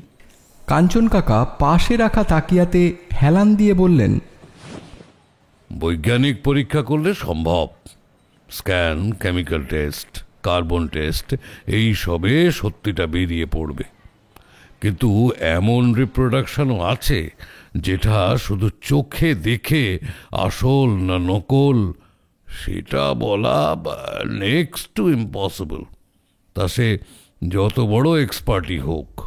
তারপর শঙ্করদাকে জরিপ করতে করতে একটা অর্থপূর্ণ মুচকি হাসি দিয়ে বললেন, There are times when masterpiece art and masterpiece crime go hand in hand and live happily ever after. এখন রাত 8:45। কাঞ্চন কাকার বাড়ি থেকে বেরিয়ে ট্রাভেল এজেন্সিকে সব বলে দিয়েছি ফোন করে। কাল সকালে লখনৌ যাওয়ার ফ্লাইটে উঠব আমরা 3 জন। ইন্ডিগোর ফ্লাইট সকাল 11:55 ছাড়বে। লখনৌ পৌঁছবে দুপুর 1:40। টিকিট আজ রাত 10টার মধ্যেই এজেন্সি আমাকে মেল করে দেবে। সুখময়দা আমাদের ড্রপ করে দিয়ে ওনার গড়পাড়ের বাড়ি রওনা হয়ে গেছেন বিকেলেই। যাবার আগে শঙ্করদাকে বললেন, এই কেস শুরুই হয়েছে জোড়া খুন দিয়ে, ক্লাইম্যাক্সে কি হবে কে জানে ভাই। শঙ্করদা এখন একটা সিগারেট ধরিয়ে কাঞ্চন কাকার কাছ থেকে ধার করে আনা দুটো বই নিয়ে বসেছে। একটা the last harvest, painting of Rabindranath Tagore, আর অন্যটা দ্য আর্ট অফ টেগর। আমি এতক্ষণে শঙ্করদাকে একা পেয়ে চেপে ধরলাম। দুটো রবীন্দ্রনাথ ঠাকুরের আঁকা ছবির কথা বলা আছে মালবিকার লেখায়, তাই না দাদা? দুটো নয়, 3টে। 3টে? একটা হলো বৌঠান, একটা ঘোমটা মাথায়, আর আপন মুখের আঁচড় কেটেছ, ভুলে গেলি? একটা সেলফ পোর্ট্রেট আছে, পেন্সিল স্কেচ। বৌঠান অর্থাৎ কাদম্বরী দেবী, জল রং 1936। আর ফাইনালি ঘোমটা মাথায়, দ্য ভেইলড ওম্যান 1935, প্যাস্টেলের কাজ। মালবিকা এই 3টে ছবির কথা লিখেছে। আর নবাবী সেই গোলক ধাঁধা কি লখনৌয়ের ভুলভুলাইয়া? নিঃসন্দেহে। আর বাকিটা? নবাবী সেই গোলক ধাঁধায় পথ দেখিয়েছ, শুরু নয় শেষ, মায়ের গলির 3। বেশ বেশ, এটাই তো ভাবছি রে। আমার বিশ্বাস এখানেই ক্লু। কিন্তু তবে কি ভুলভুলাইয়ার গলি? Tunnel of the labyrinth. কিন্তু কোন গলি? শেষের গলি? শেষের গলি নয়, গোলক ধাঁধার শেষ। That's it. গোলক ধাঁধায় ঢুকে তুই ঠিক গলি দিয়ে গিয়ে যে জায়গায় বেরোবি সেটা শেষ। এবার সেখান থেকে ফেরার সময় সেই ঠিক গলিতে না ঢুকে তার পাশের বাঁ দিকের গলিতে ঢুকে খানিকটা এগোতে হবে, 1, 2 ছেড়ে 3 নম্বর ঘুলঘুলিতে। সেখানে কি দাদা? That has to wait. সেটা এখন অবধি মালবিকাই জানে। সুকুময়দা ওনার গাড়িতে আমাদের তুলে নিয়েছেন। আমরা চলেছি নেতাজি সুভাষ এয়ারপোর্টের দিকে। সবাই হেভি ব্রেকফাস্ট করে বেরিয়েছি। লাঞ্চ করব লখনৌ পৌঁছে, কিন্তু কখন জানি না। পথে বলার মতো ঘটনা 3টে। 2টো ফোন এসেছিল। একটা এয়ারপোর্টে রওনা হবার সময় গাড়িতে। মৈনাকবাবু জানালেন, কোনো এক্সিবিশন হয়নি দাদা? একটাও না। নো স্যার, শুধু স্টেট মিউজিয়ামের আধিকারিক জানিয়েছেন এই 2টো মেয়ে বার 3-এ কোনার সাথে কথা বলেছে। কে নিয়ে? কাজ খুঁজছিল, পেন্টিং, রিপ্রোডাকশন, রেস্টোরেশন এসবের কাজ যদি পাওয়া যায়। মেয়ে দুটি মিউজিয়ামের কয়েকটা পেন্টিং এর রেস্টোরেশনের কাজ করেছে অ্যাসাইনমেন্টে। টাকা পেয়েছিল কিছু। অনির্বাণ বাবুর দিকে নজর রাখো। আমরা লখনৌ যাচ্ছি এখন, পরশু ফিরব। তারপর মন বলছে ইনভেস্টিগেশন গুটিয়ে ফেলা যাবে। আমার লখনৌ যাবার ব্যাপারটা গোপন থাক। তুমি ওখানকার পুলিশের ক্রাইম ব্রাঞ্চের সঙ্গে একটু কথা বলে রাখো, ওখানে পৌঁছে যেন ওদের অ্যাসিস্ট্যান্স পাই। ওকে দাদা, প্লেনে যাচ্ছ তো? হ্যাঁ। ওখানে ল্যান্ড করার পর থেকেই পুলিশ পাবে। দ্বিতীয় ফোনটা এলো অনির্বাণবাবু। আমরা তখন এয়ারপোর্ট লাউঞ্জে অপেক্ষা করছি। মিস্টার রায়, আপনার অ্যাডভান্স পাঠিয়ে দিয়েছি। হ্যাঁ, ঠিক আছে। বলছি, মেয়ে দুটির সুইসাইড করার কোনো প্রমাণ পেলেন কি? শঙ্করদা সব কিছু বেমালুম চেপে গিয়ে বলল, না, এই তো শুরু। ব্যস্ত হবেন না। সুইসাইড হলে তার কারণ আর খুন হলে অপরাধী কে ঠিক খুঁজে বার করব। আসলে পুলিশ কলকাতার বাইরে যেতে দিচ্ছে না তো। আমাকে একবার দিল্লি যেতে হবে আগামী মাসে। কয়েকটা দিন ধৈর্য ধরুন, খুব বেশি সময় লাগবে না। আচ্ছা, মেয়ে দুটি রোজগার কিছু ছিল কি? কলকাতায় থাকারও তো একটা খরচ আছে। জানি না, পেইং গেস্ট হিসেবে থাকতো। বন্ধুর মেয়ে, তাই আমি নামমাত্র একটা টাকা নিতাম, 2000 টাকা মাসের ইলেকট্রিক আর ওই কাজের মেয়ের খরচ বাবদ। ওদের বাড়ি থেকে কোনো টাকা পাঠাতো কিনা বা ওরা কিছু রোজগার করতো কিনা সেটা আমি কিছু জানি না। জিজ্ঞেস করাটা সমীচীন মনে করিনি। তবে ওদের আর্থিক সচ্ছলতা যে তেমন নেই এটা জানি। তৃতীয় ঘটনা হলো, আমাদের গাড়ি বাইপাস ধরার পর থেকেই দেখলাম একটা সাদা রঙের ইনোভা আমাদের পিছু নিয়েছে। গাড়ির মধ্যে ড্রাইভার সমেত 3 জন লোক আছে বুঝতে পারছিলাম। আমাদের গাড়ি এয়ারপোর্টে পৌঁছানোর মিনিট 2 আগেই গাড়িটা আমাদের ওভারটেক করে বেশ স্পিড নিয়ে বেরিয়ে গেল।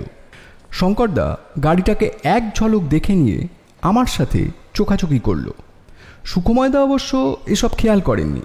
প্লেনে সুকুময়দা আর শঙ্করদার সিট পাশাপাশি পড়েছে, আর আমার ওদের ঠিক পেছনের দিকে। Ladies and gentlemen, please fasten your seat belts. Thank you. Seat belt বাঁধার অ্যানাউন্সমেন্ট হতে সুকুময়দা শুধু নিজের সিট বেল্ট লাগালেন না, তার সাথে নিজের হালকা নীল ফুল শার্টের আস্তিনও গুটিয়ে নিলেন।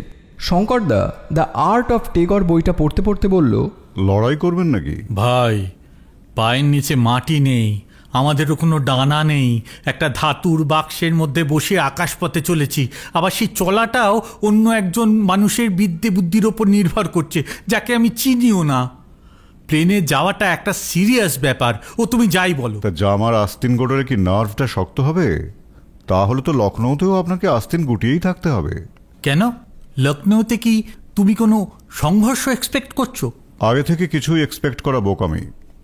মনটাকে স্প্রিংয়ের মতো গুটিয়ে রাখবেন। যখন যেমন পরিস্থিতি সেই বুঝে রিয়্যাক্ট করতে হবে, বুঝলেন? সুকুময়দার দিক থেকে কোনো জবাব এলো না। প্লেন টেক অফ করছে। উনি জবাব দেওয়ার অবস্থায় নেই। 2 হাতের মুঠি শক্ত করে পাকিয়ে চোখ বন্ধ রেখে দাঁতে দাঁত পিষে রইলেন। সিট বেল্ট খোলার অ্যানাউন্সমেন্ট হতে শঙ্করদা নিজেরটা খুলতে খুলতে ওনাকে চিমটি কাটল। আপনার একাগ্রচিত্তে লড়াইটার জন্য পাইলট আপনার কাছে কৃতজ্ঞ থাকবে। লখনৌতে আমাদের থাকার ব্যবস্থা হয়েছে হোটেল ক্লার্ক আওয়াধে। এয়ারপোর্ট থেকে গাড়িতে আধ ঘন্টা। আমাদের হোটেলে নিয়ে যাওয়ার জন্য একটা বোলেরো গাড়ির ব্যবস্থা করে দিয়েছে ট্রাভেল এজেন্সি। এই গাড়ি লখনৌ থাকাকালীন আমাদের সঙ্গে থাকবে। ড্রাইভারের নাম সাহিল, বয়স 26-27, ছিপছিপে গরম, মাথার চুল কোঁকড়া, চোখে সুরমা, মুখে পান মশলা, পরনের জিন্স ও কুর্তা। আমাদের দিকে এগিয়ে এসে মাথাটা একটু ঝুঁকিয়ে বলল, আয়ে জনাব। সাদা রঙের বোলেরো গাড়িতে ওঠার পর সাহিল বলল, তো হোটেল চলিয়ে গেল না? শঙ্করদা নিজের হাত ঘড়িটা দেখল, 2:05। বলল, होटल जाएंगे सिर्फ सामान रखने के लिए। लॉन्च करके हम लोग अशाफी इमामबाड़ा जाएंगे। भूल भुलैया कितना बजे तक खुला रहता है? हाँ, 5 बजे तक जनाब। चलो, हो सके तो तेज रफ्तार से चलो। লখনৌ এয়ারপোর্ট আমৌসি অঞ্চলে। সেখান থেকে আমরা চললাম ক্লার্ক আওয়াধ হোটেলের উদ্দেশ্যে। একটা লাল রঙের টয়োটা পার্কিং থেকে একটু তফাতে দাঁড়িয়েছিল, সেটাও আমাদের পেছনে আসতে লাগলো, একটু দূরত্ব বজায় রেখে। আমি বললাম, দাদা। দেখেছি। গাড়িতে সুখময়দা জিজ্ঞেস করলেন, আসাফি ইমামবাড়ার ব্যাপারটা কি? ব্যাপারটা খুবই ইন্টারেস্টিং। নবাব আসাউদ্দৌলার আদেশে 1780 সালে শুরু হয় এই নির্মাণ, আর শেষ হয় 1790। সঠিক না জেনে বলবি না, 1794। শোনা যায় সকালে শ্রমিকরা যতটুকু গড়ত, রাতে ওপরতলার লোকেরা এসে তা ভেঙে দিয়ে যেত। আসলে এর নির্মাণের হুকুম দেওয়ার একটাই কারণ ছিল, তখনকার দুর্ভিক্ষ পীড়িত লখনৌয়ের গরিব মানুষকে সাহায্য করা, তারা যাতে এই নির্মাণ কাজে নিয়োজিত হয়ে রোজগার করতে পারে, খাবার পায়। নবাব চেয়েছিলেন এই নির্মাণ কাজ টেনে যতটা পারা যায় দীর্ঘ করা। একেই বলে আসলি নবাব। সুখময়দা ওনার ব্যাগ থেকে লাল ডায়েরি বার করে নোট নিতে নিতে মাথা নাড়লেন। Very interesting. কিন্তু আমি জানতে চেয়েছিলাম আমাদের লখনৌ পৌঁছেই সেখানে ছোটার কারণটা কি। শঙ্করদা সিটে হেলান দিয়ে একটা সিগারেট ঠোঁটে গুঁজতে গুঁজতে বলল, বিদ্যুৎ আপডেট কর। আমরা হোটেলে চেক ইন করে মুখটুক ধুয়ে ফ্রেশ হয়ে চলে এসেছি হোটেলের ডাইনিংয়ে। বেশ বড় হোটেল এই ক্লার্ক আওয়াধ। ফিটনেস সেন্টার আছে, সুইমিং পুল আছে, ডাইনিং রুমের দেওয়ালে লখনৌয়ের সব নবাবদের পোর্ট্রেট টাঙানো আছে। সুখময়দা চেয়ারে বসে সেই সব ঘাড় ঘুরিয়ে ঘুরিয়ে দেখছেন। শঙ্করদা বলল, সুখময়দা, লখনৌ পায়ে হেঁটে ঘুরে দেখার শহর, কিন্তু সেই সময় তো এবার পাওয়া যাচ্ছে না। যতটা পারেন চোখ কান খোলা রেখে দেখে নিন। টেরিফিক হোটেল ও শহর, গাড়িতে যেটুকু দেখলাম আর কি। তবে এখন বেশ খিদেই পেয়ে গেছে, কি খাওয়া যায় বলো তো? শুরুটা লখনৌয়ের স্পেশালিটি দিয়েই হোক, বিরিয়ানি আর তুন্ডে কাবাব। খুব ভালো বুঝি। শুধু বিরিয়ানি, তুন্ডে কাবাব, গুলাবি রেউরি, ভুনা পেরা এসব খাওয়ার জন্যও লখনৌ আসা যায়। যখন আমাদের লাঞ্চ শেষ হলো তখন 3:20। আমরা আবার গাড়িতে রওনা দিয়েছি। লাঞ্চ সেরে সুখময়দা বেজায় খুশি, বললেন, এই বিরিয়ানি আর কাবাব খেয়ে লড়ে যাওয়া যায় ভাই। অবশ্যই কার সাথে লড়বো তা এখনো ঠিক জানি না। আহা, কাবাবটা যেন মুখে গলে গেল। এরপর কলকাতার মুগলাই আর এই মুখে রুজবেই না। বারা বা আসাফি ইমামবাড়ার 3টি ব্যাপার দ্রষ্টব্য। আশরাফি মসজিদ, বাউলি, এটি একটি ধাপ কাটা সিঁড়িযুক্ত কুয়ো, আর অবশ্যই ভুলভুলাইয়া। আমি ভেতরে একটা চাপা উত্তেজনা অনুভব করছি। ভুলভুলাইয়ায় গিয়ে কি পাবো জানি না। মালবিকা কি রেখেছে 3 নম্বর ঘুলঘুলিতে তা সেই জানে। লখনৌ ক্রাইম ব্রাঞ্চের অফিসার মহাদেব চৌবে ফোন করলেন শঙ্করদাকে। শঙ্করদা আমাদের গন্তব্য জানিয়ে বলে দিল সেখানে চলে আসতে। আমরা হুসাইনাবাদ ট্রাস্ট রোড ধরে চলেছি। সামনেই রুমি দরওয়াজা। এর স্থাপত্য ও কারুকার্য দেখে সুখময়দার মুখ হাঁ হয়ে গেছে। শঙ্করদা আর আমিও গাড়িতে বসেই যতটা পারা যায় দেখে নিলাম আরও একবার। এ জিনিস বারবার দেখলেও কখনো পুরনো হয় না। মিনিট খানেকের মধ্যেই এসে গেল বারা ইমামবাড়া। গাড়ি থেকে নামার আগেই দেখলাম একটা পুলিশের টাটা সুমো দাঁড়িয়ে আছে ঢোকার গেটের সামনে। গাড়ির পাশে একজন দশাশই চেহারার পুলিশ অফিসার দাঁড়িয়ে ডাব খাচ্ছেন, আর দুজন কনস্টেবল একটু তফাতে দাঁড়িয়ে আছে। লখনৌ ক্রাইম ব্রাঞ্চের স্পেশাল অফিসার মহাদেব চৌবের উচ্চতা শঙ্করদার কাছাকাছি, প্রায় 6 ফুট।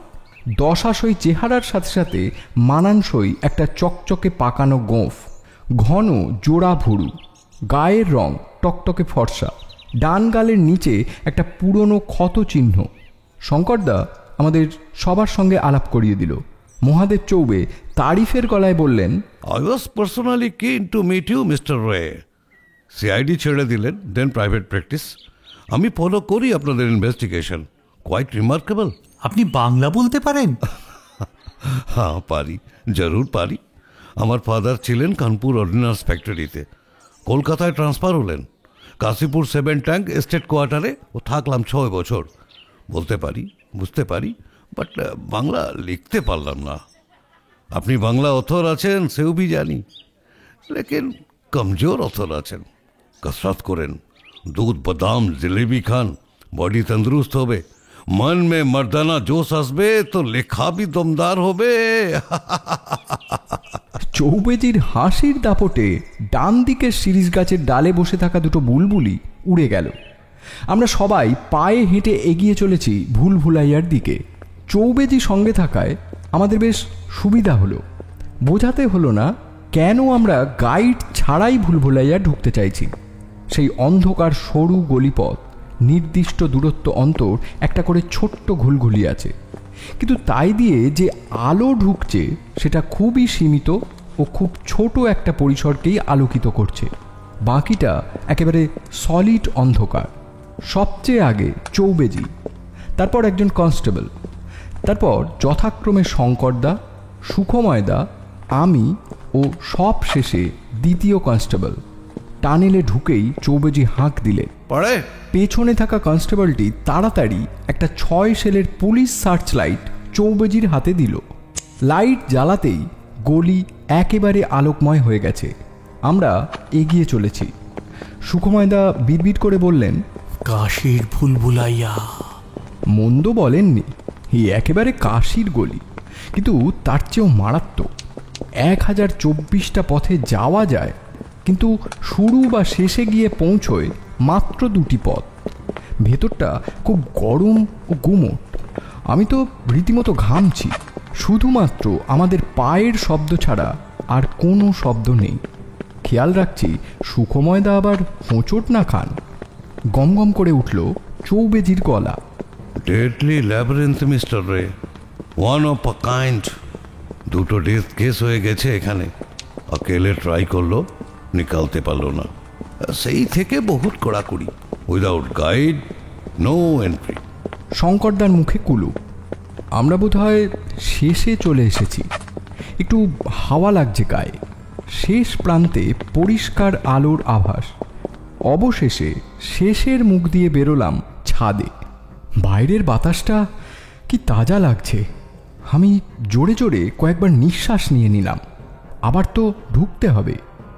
চৌবেজি কোমরে হাত দিয়ে শঙ্করদার দিকে তাকালেন। Now the tunnel on the left of exit. এবার প্রথমে মহাদেব চৌবে, তারপর শঙ্করদা, তারপর আমি, পেছনে সুখময়দা ও সব শেষে 2জন কনস্টেবল। আবার অন্ধকার, গুমোট গরম। সার্চ লাইটের আলো, আমাদের পায়ের শব্দ, তার সাথে কোনো নতুন শব্দ যোগ হলো কি? একটা খসখস আওয়াজ আসছে মাঝে মাঝে। 1 নম্বর ঘুলঘুলি পেরিয়ে এলাম। 2 নম্বর পেরোচ্ছি, সুখময়দা বলে উঠলেন, জয় মা কালী। 3 নম্বর ঘুলঘুলির সামনে এসে শঙ্করদা বলল, বাস। দূরে টানেলের ভেতর দিকে খসখস আওয়াজটা জোর হয়েছে, এগিয়ে আসছে। চৌবেজি বিদ্যুৎ গতিতে সার্চ লাইট ঘুরিয়েছেন ঘুলঘুলি থেকে টানেলের ভিতর দিকে। দূরে অন্ধকারকে ফালাফালা করে আলো গিয়ে পড়েছে একটা রোগা মতন মাঝারি উচ্চতার লোকের ওপর। মাথায় কোঁকড়া চুল, মুখে চাপ দাড়ি, পরনে হালকা সবুজ মলমলের পাঞ্জাবি ও পায়জামা।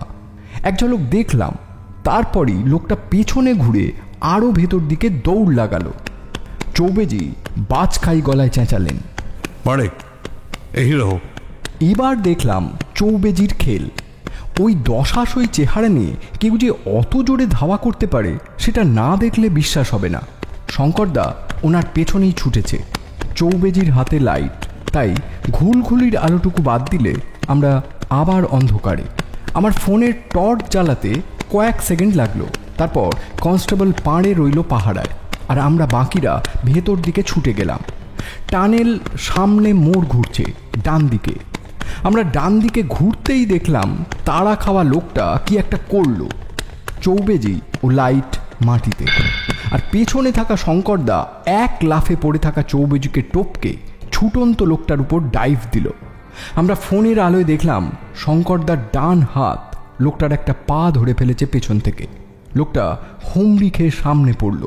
শঙ্করদাও মাটিতে উপুড় হয়ে আছে। লোকটার ডান পা তখনও ধরে আছে শঙ্করদা।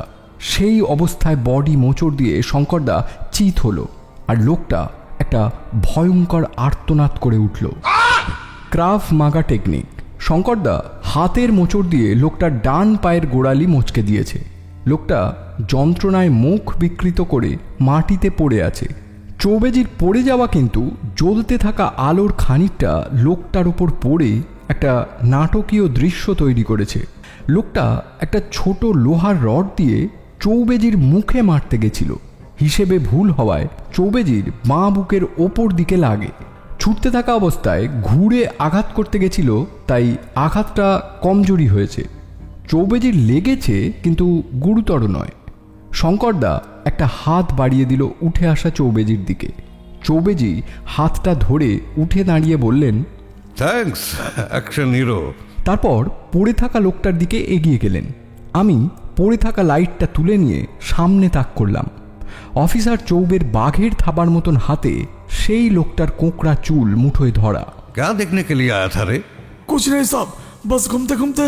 लोहे का डंडा लेके घूमने आया था? चुप! तू आतिश है ना? आतिश असलाम? शक्ल तो पहचाना लगता है तुम्हारा। नहीं साहब, हमको छोड़ दीजिए। आतिश असलाम, याद आया अब। बरेली गैंग में था तू। गैंग लीडर पीताम्बर और तुझे अंदर किया था नोट छपने का केस में। अब कौन सा खिचड़ी पका रहा है रे? লোকটার অবস্থা সঙ্গীন, চোখে মুখে স্পষ্ট ভয়ের ছাপ। हमको छोड़ दो हुजूर।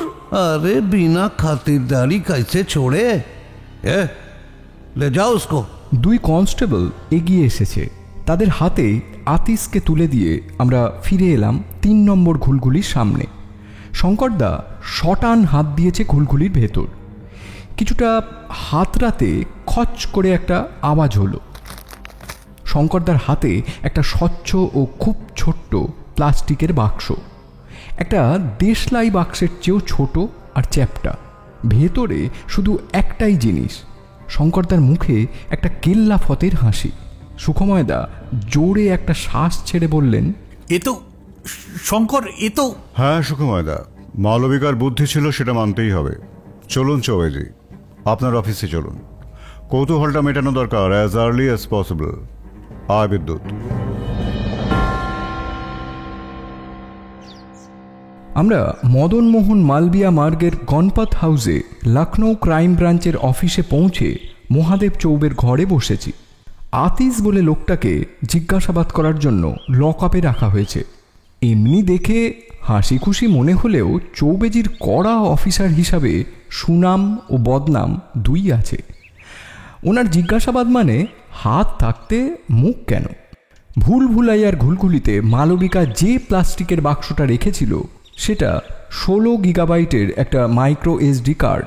সেটা কার্ড রিডারে পুড়ে কম্পিউটার ইউএসবি পোর্টে লাগানো হলো। কম্পিউটার স্ক্রিনে যা ফুটে উঠল তা দেখে চৌবেজি একটা শীষ দিয়ে উঠলেন। अरे बाप रे, क्वाइट ए कैच रॉय साहब, कॉन्ग्रेचुलेशंस। শঙ্করদা ওখান থেকেই কলকাতায় জোড়াসাঁকো থানার মৈনাক সেনকে ফোন করলো। হ্যালো, শঙ্করদা বলছি, লখনৌ ক্রাইম ব্রাঞ্চের অফিস থেকে বলছি। অফিসার মহাদেব চৌবেজির ঘরে আছে। সুখবর? বলতে পারো। ডিজিটাল এভিডেন্স পাওয়া গেছে। বেশ বড় র্যাকেট, জাল পেন্টিং বানানো আর বিক্রি। অফিসার চৌবে তোমায় সবকিছু মেইল করে দিচ্ছেন। সব ইনফরমেশন একটা মাইক্রো এসডি কার্ডে আছে। সেটা আমি সঙ্গে নিয়ে ফিরবো। তার কপি লখনৌ ব্রাঞ্চে রইল, তুমি মেল পেয়ে যাবে। কোনো অ্যারেস্ট হয়েছে? হয়েছে, তবে সে চুনোপুটি। এক্সপেক্ট করছি তাকে চাপ দিয়ে গ্যাং সম্পর্কে সব জানা যাবে। তুমি এখন অনির্বাণ বাবুকে তুলে নাও, আমি পরশু ফিরছি। 1-2 দিন সন্দেহের ভিত্তিতে গ্রেপ্তার করে রাখা যেতেই পারে। ডোজ দেবো নাকি দাদা? দরকার নেই, উনি যে জড়িত ভালোভাবেই সেটার যথেষ্ট এভিডেন্স মালবিকা রেখে গেছে। আমি পরশু পৌঁছে তোমায় পুরো ব্যাপারটা এক্সপ্লেন করব। তুমি নেক্সট উইকে কোর্টে প্রডিউস করো। ঠিক আছে।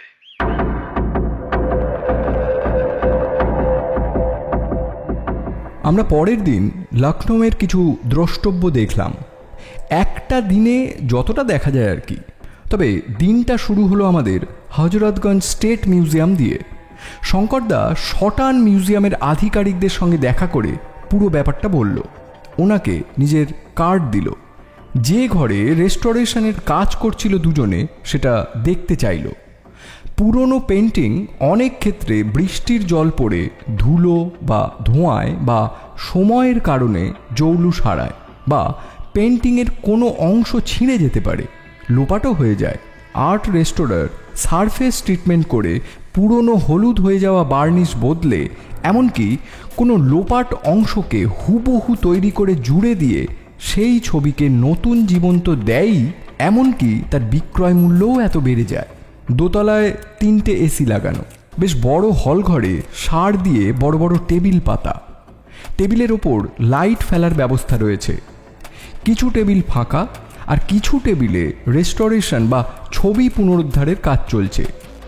একটা দিকে বেশ বড় স্টিলের ক্যাবিনেট, চারদিক খোলা, তাকগুলোর উপর অনেক ছবি রাখা রয়েছে পরপর। কিউরেটর সাহেব নিজেই আমাদের সঙ্গে এসেছেন। নাম ডক্টর রমাকান্ত সহায়।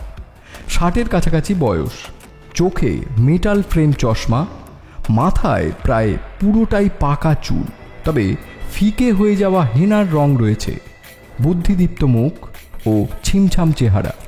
শঙ্করদা ওনাকে তাকগুলো দেখিয়ে জানতে চাইল, ওই ছবিগুলো কিসের? ডক্টর সহায় বললেন, restored artworks, damaged painting come from all over the country, Mr. Ray. तो उनका सही रूप रिवाइव करके उसे वहाँ रखा जाता है कुछ समय। उसके बाद entries are made in record books, painting are sent back और displayed here in our gallery if it is our property. There is a strong reason for me to believe that 3 original and famous paintings are kept here in secret in order to save them from being stolen by criminals. They don't need restoration, not yet, but they need to be found and returned to rightful owner. এই বলে শঙ্করদা একটা কাগজ pocket থেকে বার করে doctor সহায়কে দিল। আমি জানি ওই কাগজে 3টে ছবির বর্ণনা রয়েছে। তা হলো রবীন্দ্রনাথ ঠাকুরের আঁকা নিজস্ব প্রতিকৃতি, ওনার বৌঠান কাদম্বরী দেবীর ছবি, আর ঘোমটা পরা এক মহিলার ছবি। Goodness gracious! কাগজে চোখ বুলিয়ে ডক্টর সহায়ের চোখ কপালে উঠে গেছে। পাশে দাঁড়ানো সুখময় নন্দী কাগজটা দেখে উত্তেজিতভাবে কয়েকটা ভাঙা ভাঙা উক্তি করলেন। তার মানে সেই ধাঁধাগুলো, আই সি, টেগোর কা নিজের হাতে আঁকা পেন্টিং ইহা পে ছুপা হয়। উফ, ভাবতা নেই পারতা হয়। কিন্তু লেকিন এর কারণটা ঠিক। শঙ্করদা এবার ওনাকে বাধা দিয়ে বলল, সব বুঝবেন, সব পরিষ্কার হয়ে যাবে, কিন্তু সেই সময় এখনো আসেনি সুকুমারদা। তারপর ডক্টর সহায়কে বলল, I would very much appreciate your help. ढूंढिए, मुझे पूरा यकीन है वो 3 तस्वीर यहीं पे होगा। डायमेंशन कागज में लिखे है, मिल जाए तो पुलिस को इत्तला कर दीजिएगा। Officer Mahadev Choubey, crime branch का फोन नंबर नीचे दिया हुआ है। বাকি দিনটা শঙ্করদা এই ব্যাপারে মুখে কুলু বাঁটল। বলল, যা বলার ও কলকাতা ফিরেই বলবে। এখন আমাদের লখনৌ দেখার সময়। ড্রাইভার সাহিল আমাদের ঘুরিয়ে দেখালো ছোট ইমামবাড়া, ছাত্তার মঞ্জিল, জামা মসজিদ, ওয়াজেদ আলী শাহ চিড়িয়াখানা, বারেইলি বাজার। একটা জামা কাপড়ের দোকান থেকে আমরা বাড়ির জন্য লখনৌয়ের বিখ্যাত চিকনকারি কাজ করা জামা কাপড় কিনলাম। শঙ্করদা একটা নীলের ওপর সাদা চিকনকারি কাজ করা পাঞ্জাবি গিফট করলো সুখময়দাকে। বলল, আপনার প্রথম লখনৌ আগমন ও আমাদের অভিযানের স্মৃতি। মুঘল আমলে শুরু হয়েছিল আর আওয়াদের নবাবদের উৎসাহে লখনৌতে এই চিকনকারি কাজের বাড়বাড়ন্ত। সুকুময়দা শঙ্করদা ও আমাকে দুটো শার্ট গিফট করলেন। দুটোই দুধ সাদা জামার উপরে কালো সুতোর চিকনকারি করা। শঙ্করদাকে দারুণ মানাবে। সারাটা দিন ঘোরাঘুরির পর রাতে আমরা গিয়েছিলাম আমিনাবাদে বিখ্যাত রেস্তোরাঁ ওয়াহিদ বিরিয়ানিতে ডিনার সারতে। মাটন বিরিয়ানি ও গালৌটি কাবাব। সুকুময়দা এক চামচ মুখে দিয়ে বললেন, এ কি খাওয়ালে ভাই, মনে হচ্ছে আমার জীবের নবজন্ম হলো। অন্য যে কোনো রাজ্যের বিরিয়ানির সাথে লখনৌ দমপাক্ত বিরিয়ানির আকাশ পাতাল তফাৎ। দমপোক্ত আবার কি ব্যাপার? শঙ্করদা এক চামচ বিরিয়ানি মুখে দিয়ে বলল, দুর্ভিক্ষের হাত থেকে গরিব মানুষকে বাঁচাতে নবাব আসাউদ্দৌলা যেমন বাড়া ইমাম বাড়া বানাবার হুকুম দিয়ে শ্রমিকদের রোজগারের ব্যবস্থা করে দিয়েছিলেন, তেমনি তাদের খাবারেরও ব্যবস্থা করেছিলেন এই বিরিয়ানি। কিন্তু কাজকর্মের জায়গায় বিরিয়ানি গরম রাখা হবে কি করে? কয়লার ধিমে আঁচে মাটির হাঁড়িতে এই বিরিয়ানি বানানো হতো, আর হাঁড়ির ঢাকনার চারপাশ ময়দা দিয়ে সিল করে দেওয়া হতো বিরিয়ানি যাতে গরম থাকে। সেই থেকে নাম ও খ্যাতি লখনৌই দমপক্ত বিরিয়ানির। আমার পরের বইটা ভাবছি আমি আসাউদ্দৌল্লা নবাবকেই উৎসর্গ করব। বোমবাস্টিক নবাব ভাই, যাই বলো। দুপুর 12:30টায় আমরা কলকাতায় পৌঁছলাম। সুকুময়দার ড্রাইভার হরিচরণবাবু গাড়ি নিয়ে হাজির ছিলেন এয়ারপোর্টে। আমাদের মালপত্র সব বাড়িতে রেখে গাড়ি নিয়ে শটান রওনা দিলাম জোড়াসাঁকো থানায়। আজ আর সামনে নয়, থানার পিছন দিকের একটা ঘরে আমাদের সবার বসার ব্যবস্থা হয়েছে। ঘরে উপস্থিত রয়েছেন officer in charge Mainak Sen, sub inspector Sukhamoy Adhikari, inspector Kedarnath Mukherjee, ইনি কেস ডায়েরি লিখবেন। 3 জন কনস্টেবল রয়েছেন। অনির্বাণ দত্ত মহাশয়, যাকে গতকাল ওনার বাড়ি থেকে অ্যারেস্ট করা হয় রাত 8:30 নাগাদ। আর রয়েছেন সুখময়দা, শঙ্করদা ও আমি। আমাদের কফি দেওয়া হয়েছে। কয়েক চুম কফি খেয়ে একটা গোল্ড ফ্লেক ধরিয়ে শঙ্করদা শুরু করলো। এই কেসটায় আমি জড়িয়ে পড়ি অনির্বাণ বাবুর জন্য। উনি আমায় কেসটা নিতে বলেন। ওনার বাড়ির একতলায় পেইং গেস্ট হিসেবে থাকা ওনারই বন্ধুর 2 মেয়ের মৃত্যু হয় বিষ খেয়ে। উনি আমার কাছে আসেন ব্যাপারটার কিনারা করে দিতে। উনি ভেবেছিলেন একজন ক্রিমিনাল অ্যাডভোকেটের বদলে একজন ডিটেকটিভকে নিয়োগ করলে, বিশেষ করে যার পুলিশে কাজ করার অভিজ্ঞতা আছে, পুলিশের ওপর মহলে জানাশোনা আছে, পুলিশের ওনার ওপর সন্দেহ হবে না। উনি আমার ওপর হোমওয়ার্ক করে নিয়েছিলেন। ভাবটা যেন উনি নিজেও তো সত্যটাই জানতে চাইছেন, ওনার নিজের কিছু লুকোনোর নেই। মালবিকা ও চয়নিকার আর্থিক অবস্থা খারাপ ছিল, কিন্তু ছবি কপি করার, রেস্টোর করার হাত ছিল অসাধারণ। অনির্বাণ বাবু এই ব্যাপারটাকেই কাজে লাগালেন। উনি এদের দুজনকে দিয়ে বিখ্যাত ছবির কপি করাতেন ও সেটা বিক্রি করতেন লোক মারফত। এটা বেআইনি নয়। সবার তো অরিজিনাল পিকাসো কিংবা দালি কেনার মতো ক্ষমতা থাকে না, তারা এই কপি কেনে। একে বলে জেনুইন ফাইন আর্টস রিপ্রোডাকশন।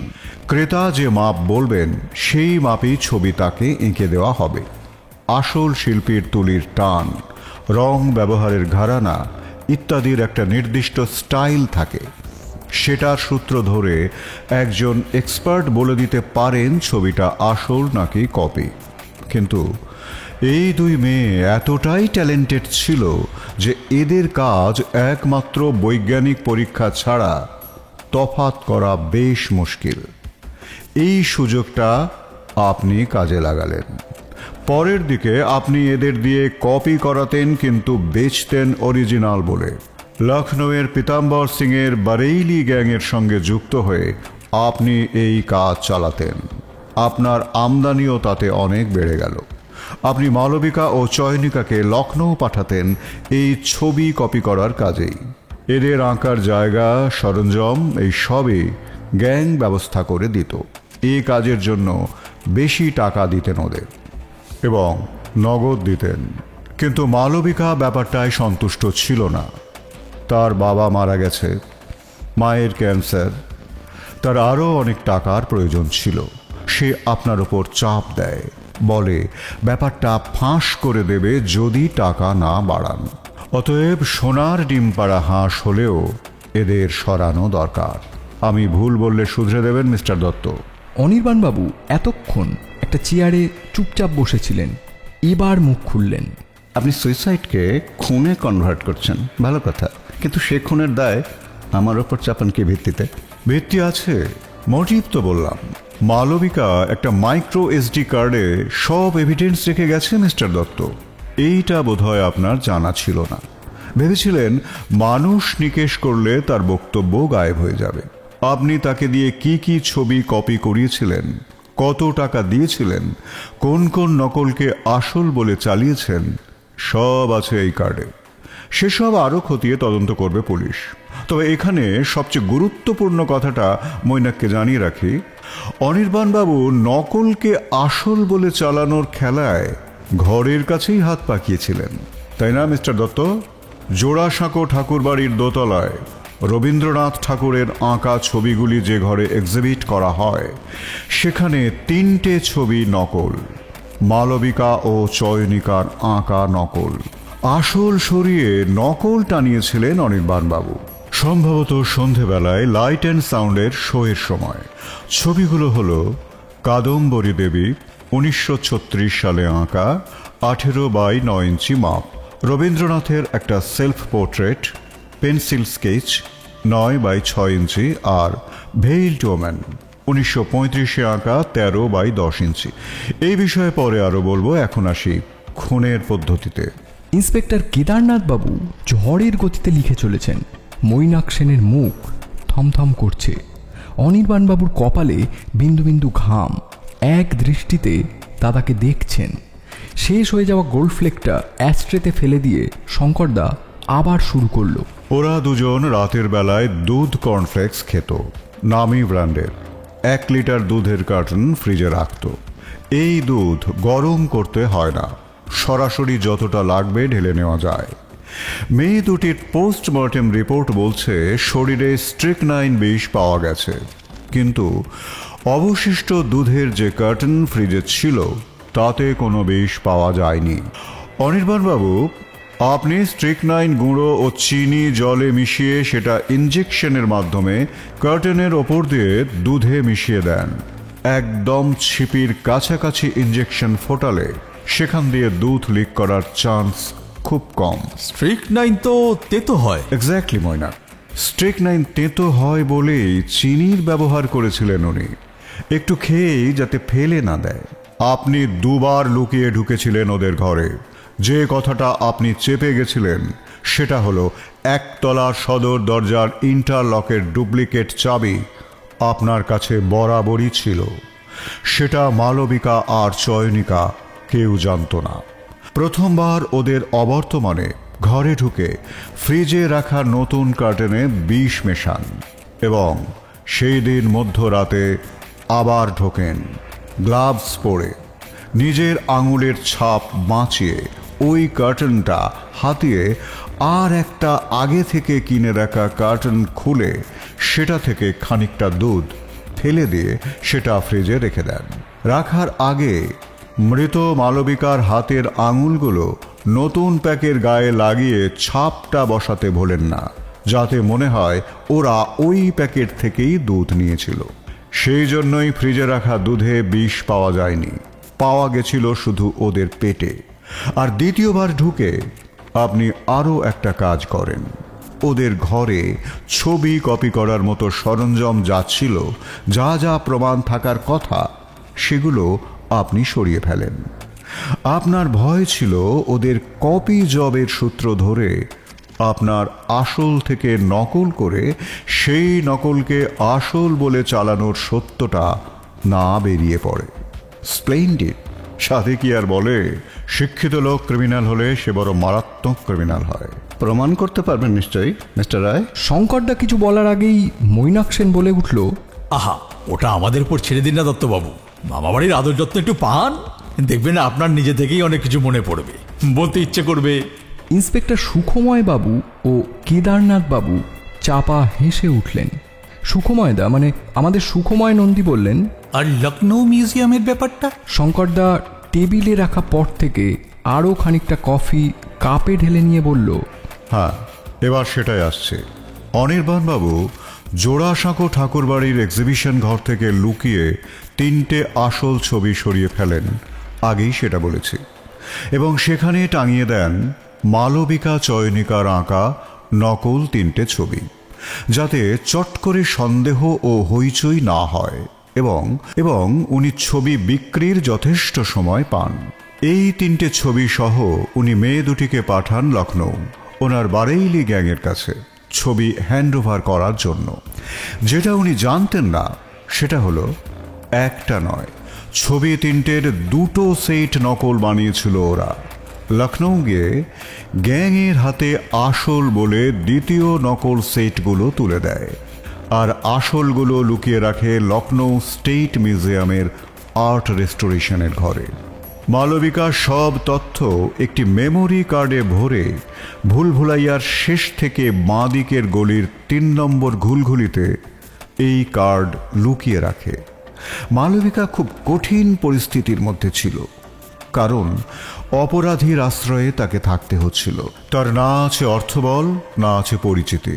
মালবিকার উদ্দেশ্য ছিল অরিজিনাল সৃষ্টিকে বাঁচানো এবং সুযোগ বুঝে একদিন আসল অপরাধীকে ধরিয়ে দেওয়া, কিন্তু সেই সুযোগ 2 বোন আর পায়নি। আমার কথা শেষ। ভুল কিছু বললে আপনি শুধরে দেবেন মিস্টার দত্ত। মিস্টার দত্ত 2 হাতে মুখ ঢেকে ভাঙা গলায় বললেন, আমি আপনাকে নিয়োগ করলাম, অগ্রিম টাকা দিলাম, আর আপনি আমাকেই। আমি অপরাধীর কাছ থেকে টাকা নিই না অনির্বাণবাবু। যখন নিয়েছিলাম তখন আপনি আমার মক্কেল ছিলেন, আর এখন আপনি অপরাধী। আপনার দেওয়া অ্যাডভান্স থানায় জমা করে দেওয়া হবে।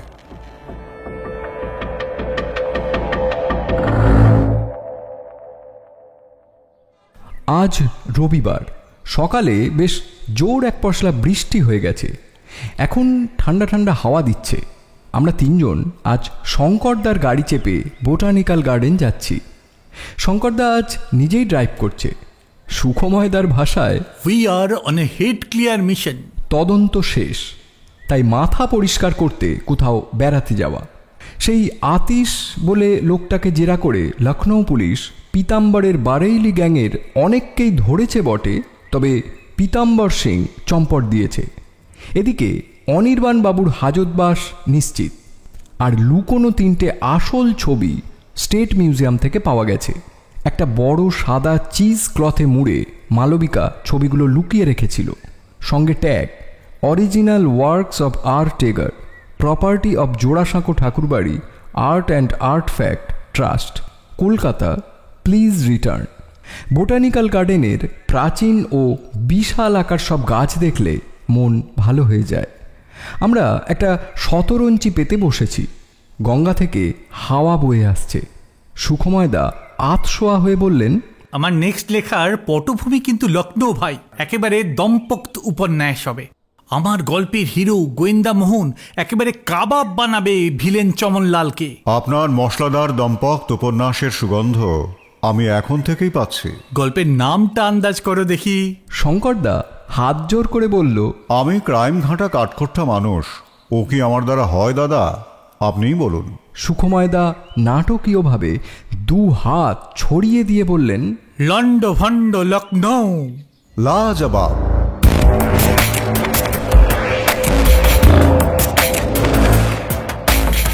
এতক্ষণ তোমাকে শোনাচ্ছিলাম গোয়েন্দা শঙ্করলালের রহস্য অভিযান, জোড়া খুনের জোড়াসাঁকো।